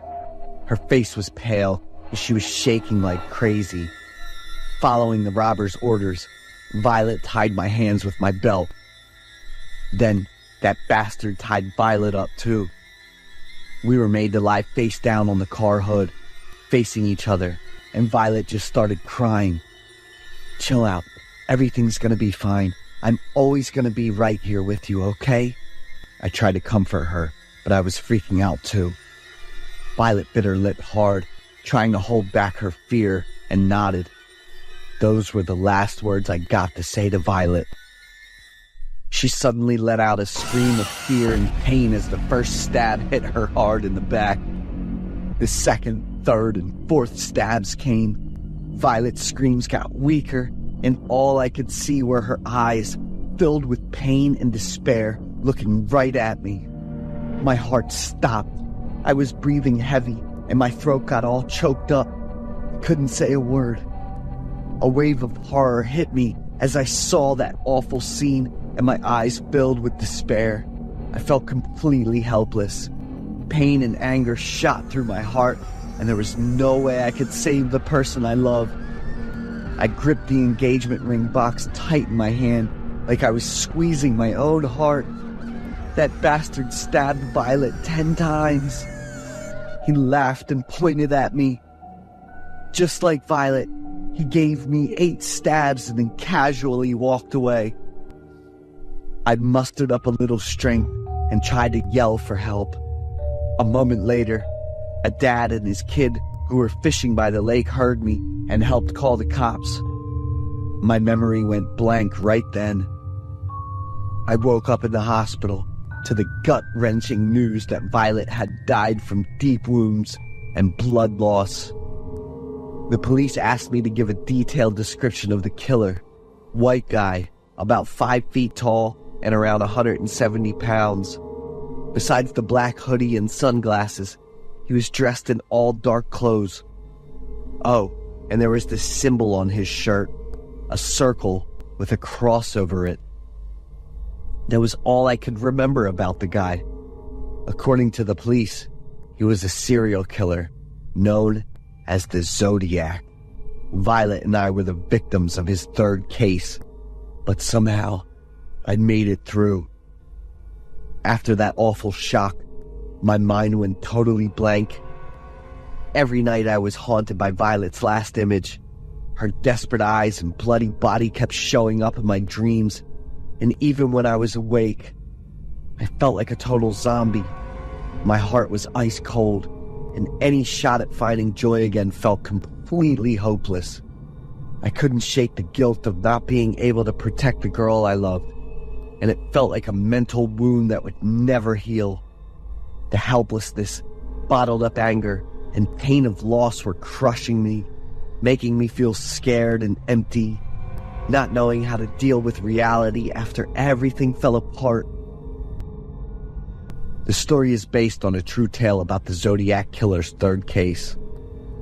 On September 27, 1969, 22-year-old Cecilia Shepard and 20-year-old Brian Hartnell were on a romantic camping trip at Lake Berryessa in Napa County, California. They went through the most painful and terrifying moments of their lives when they ran into Zodiac, the most mysterious killer ever. Even though the police found some more clues the killer left behind at the scene, they still couldn't figure out who he really was, even now. I'm Percy. I'm 27, and I live in the suburbs of Florida. I grew up in a pretty normal family where life was simple and chill. I used to work at this small bookstore, loved the chill vibes, and all the colorful stories in the novels. My life was pretty uneventful until I met Henry, who I thought was the perfect love of my life. I met Henry at a good friend's birthday party. He looked like he walked straight out of a rom-com. Tall, deep blue eyes, a killer smile, and all the confidence. On top of that, Henry was thoughtful, always noticing the little things that made me feel special. He caught every little thing that made me smile, like pouring me a glass of wine or asking about my favorite book. At the start of our relationship, everything was awesome. Henry made me feel secure and valued. He took care of me, doing little things to make me happy, like remembering my favorite foods or surprising me with gifts. But it wasn't long before the first cracks started to show in the relationship. Henry had this way of showing his love that was a little too intense, sometimes crossing the line and making me feel uncomfortable. His handshakes, which seemed gentle, were so tight they left red marks on my skin.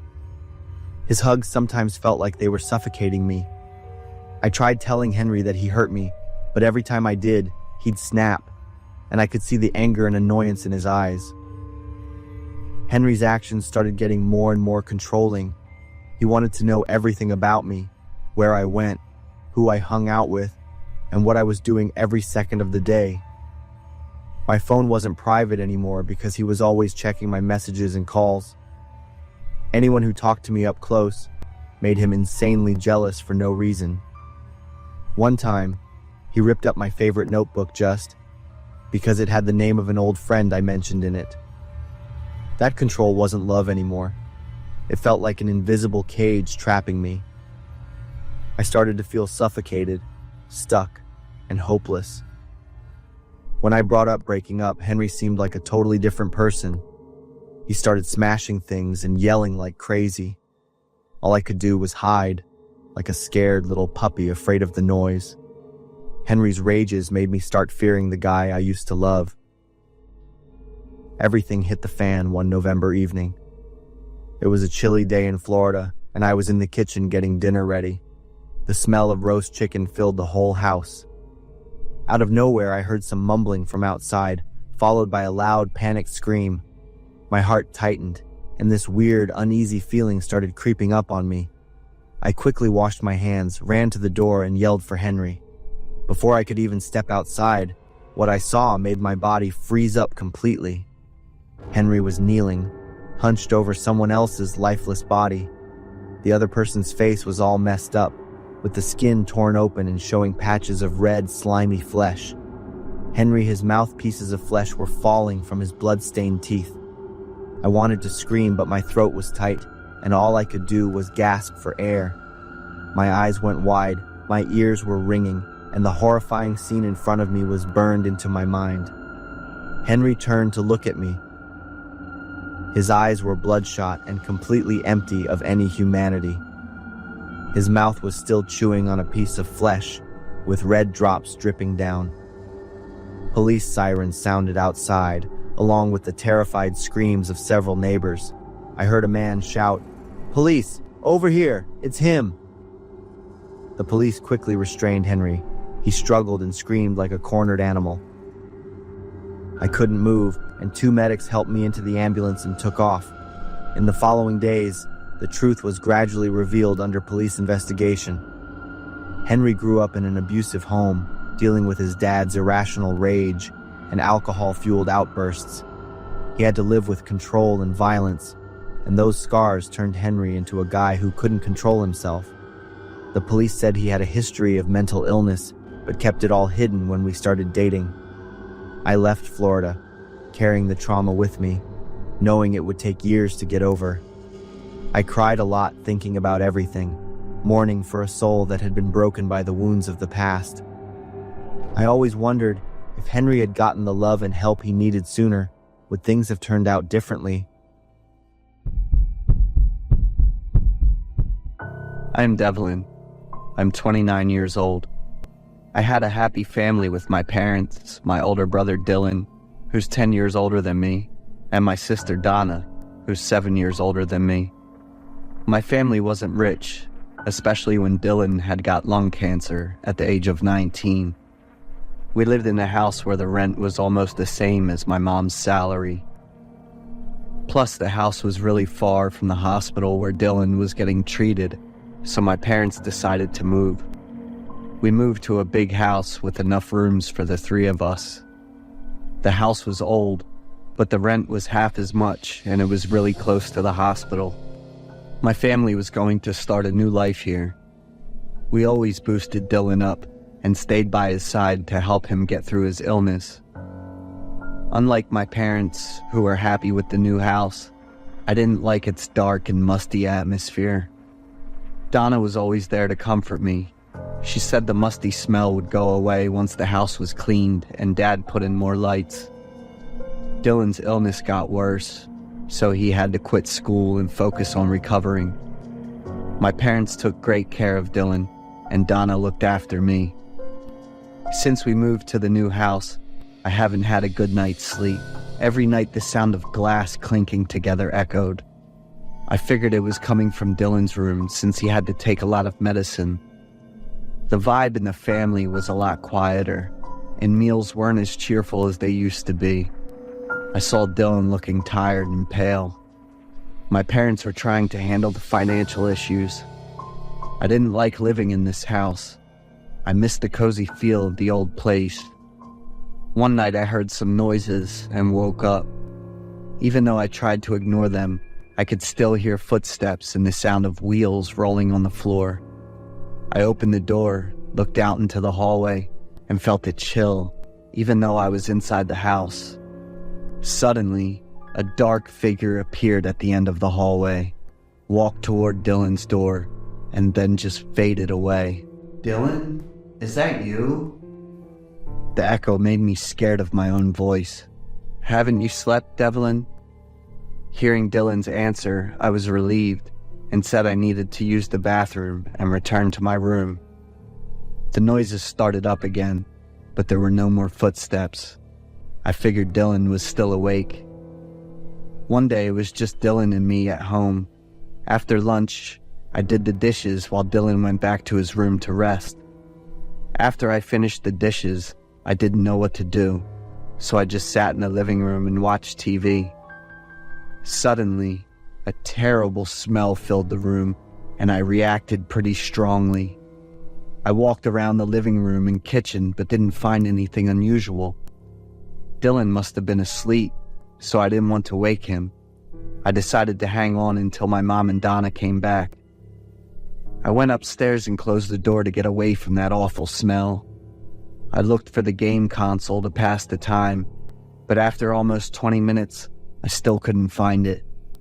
I must have left it on the desk. I'm wondering if Dylan borrowed it and forgot to mention it. I lay on the bed with a comic book and vaguely heard a really sad cry.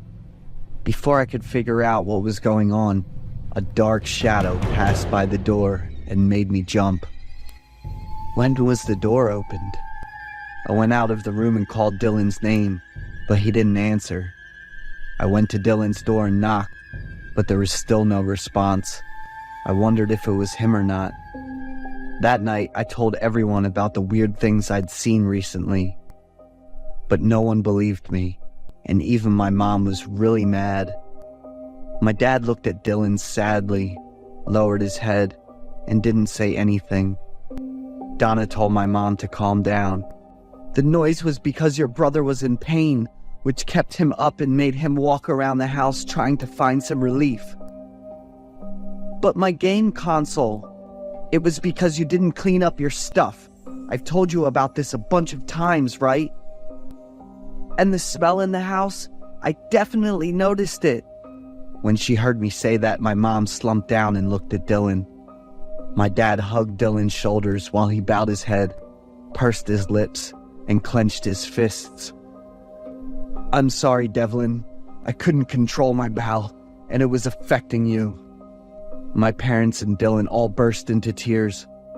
They hugged him tightly to comfort him. At that moment, I just stared at them blankly. My 9-year-old self couldn't really understand everything that was going on. Donna took me back to my room and talked to me a lot. The next day, I met Dylan as I wanted to get closer to him. The mood in the family was happy again, but it wasn't long before Dylan had to be hospitalized. Strangely, even after Dylan wasn't at home anymore, weird things still kept happening. I could only talk to Donna about it, and one day she started feeling the same way I did. One time she saw a figure, missing its left arm and right leg, holding a big gun and staring at her from the corner of the room. We decided to search the house. When I got to the warehouse area, I found a big, old wooden box. Inside were really blurry black and white photos of people sleeping. Donna set the box down and picked up the photos to look at it. They're not just sleeping. These are dead bodies. Donna's words sent a chill down my spine. The book she was reading was the notes of someone who used to work here. During the war, this house was a local morgue. It held lots of bodies of wounded soldiers and innocent civilians. My sister and I didn't get a chance to tell our parents before Dylan had passed away. Losing Dylan nearly broke my mom, and everything in the family was turned upside down. My mom wanted to move back to the old house because it held so many memories of Dylan. Before we left, Donna and I showed our parents the photos in the notebook. My parents invited a priest to come and pray for Dylan's soul and for all the souls in the house. It's been 20 years, and my family hasn't stopped thinking about Dylan for a single day.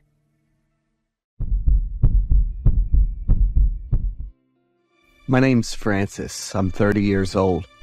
5 years ago, me and my best friend Jeffrey, who shared with me the passion for mountain climbing and adventure, especially the discovery of new and untouched lands, decided that we're going on an adventure together.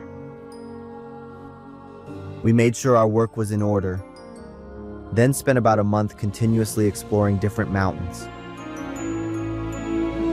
2 springs ago, Jeffrey and I planned to explore the Appalachian Mountains, famous for their mysterious stories and legends.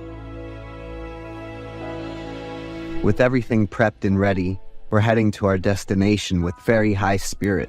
We started our trip early, and at the start, everything was great. At 11 a.m., we're holding out at a rather flat ground to rest and lunch. Jeffrey was planning to have a long break. He wanted to go around for some photographing. Jeffrey was an avid animal lover. He even had an album with him and the wild animals on his treks before. We're still ahead of time, so I gave him the green light. Jeffrey grabbed his camera and started walking around the site. I decided to get a quick rest right there where we stood. The shades from the trees, the smell of fresh grass and earth. I truly loved this place. The sound of the camera snapping pictures echoed more and more quiet in volume now. He must be rather far away now. I did not remember for how long, but when I was dozing off, Jeffrey came to wake me up. He was very excited with the pictures he'd taken, the uniquely picturesque, as he quoted it. The one stood out among those was the picture about the squirrel den. Normally, squirrels made their dens on the tree trunks. However, he claimed to have seen a squirrel den on the ground. I take a closer look at the picture. I could see 2 overly spooked animals huddling inside a den, with 2 symmetrical openings. The den looked creepier the more I looked at it. So to confirm it wasn't something off, I told him to take me there to the den. He did, after a moment of confusion, happily took me there. When I got there, I decided to clear the scene a bit by flicking out the dirt and a few rotten leaves away. So my feeling was indeed correct. It wasn't a squirrel den, but a dried-out human skull. We looked at each other, our spores filled with an unspoken dread. Jeffrey took a step back and heard a loud snap on his heels. He froze in his tracks while I approached closer and cleared out the scene for a better look. Another dried-out skeleton, lying on the chest, had just been under Jeffrey's boots. After a quick cleanup, we discovered a total of 4 human skeletal remains, 2 adults and 2 children. Their clothes remained rather intact, with a lot of expensive stuff on their bodies. It must be someone really, really rich.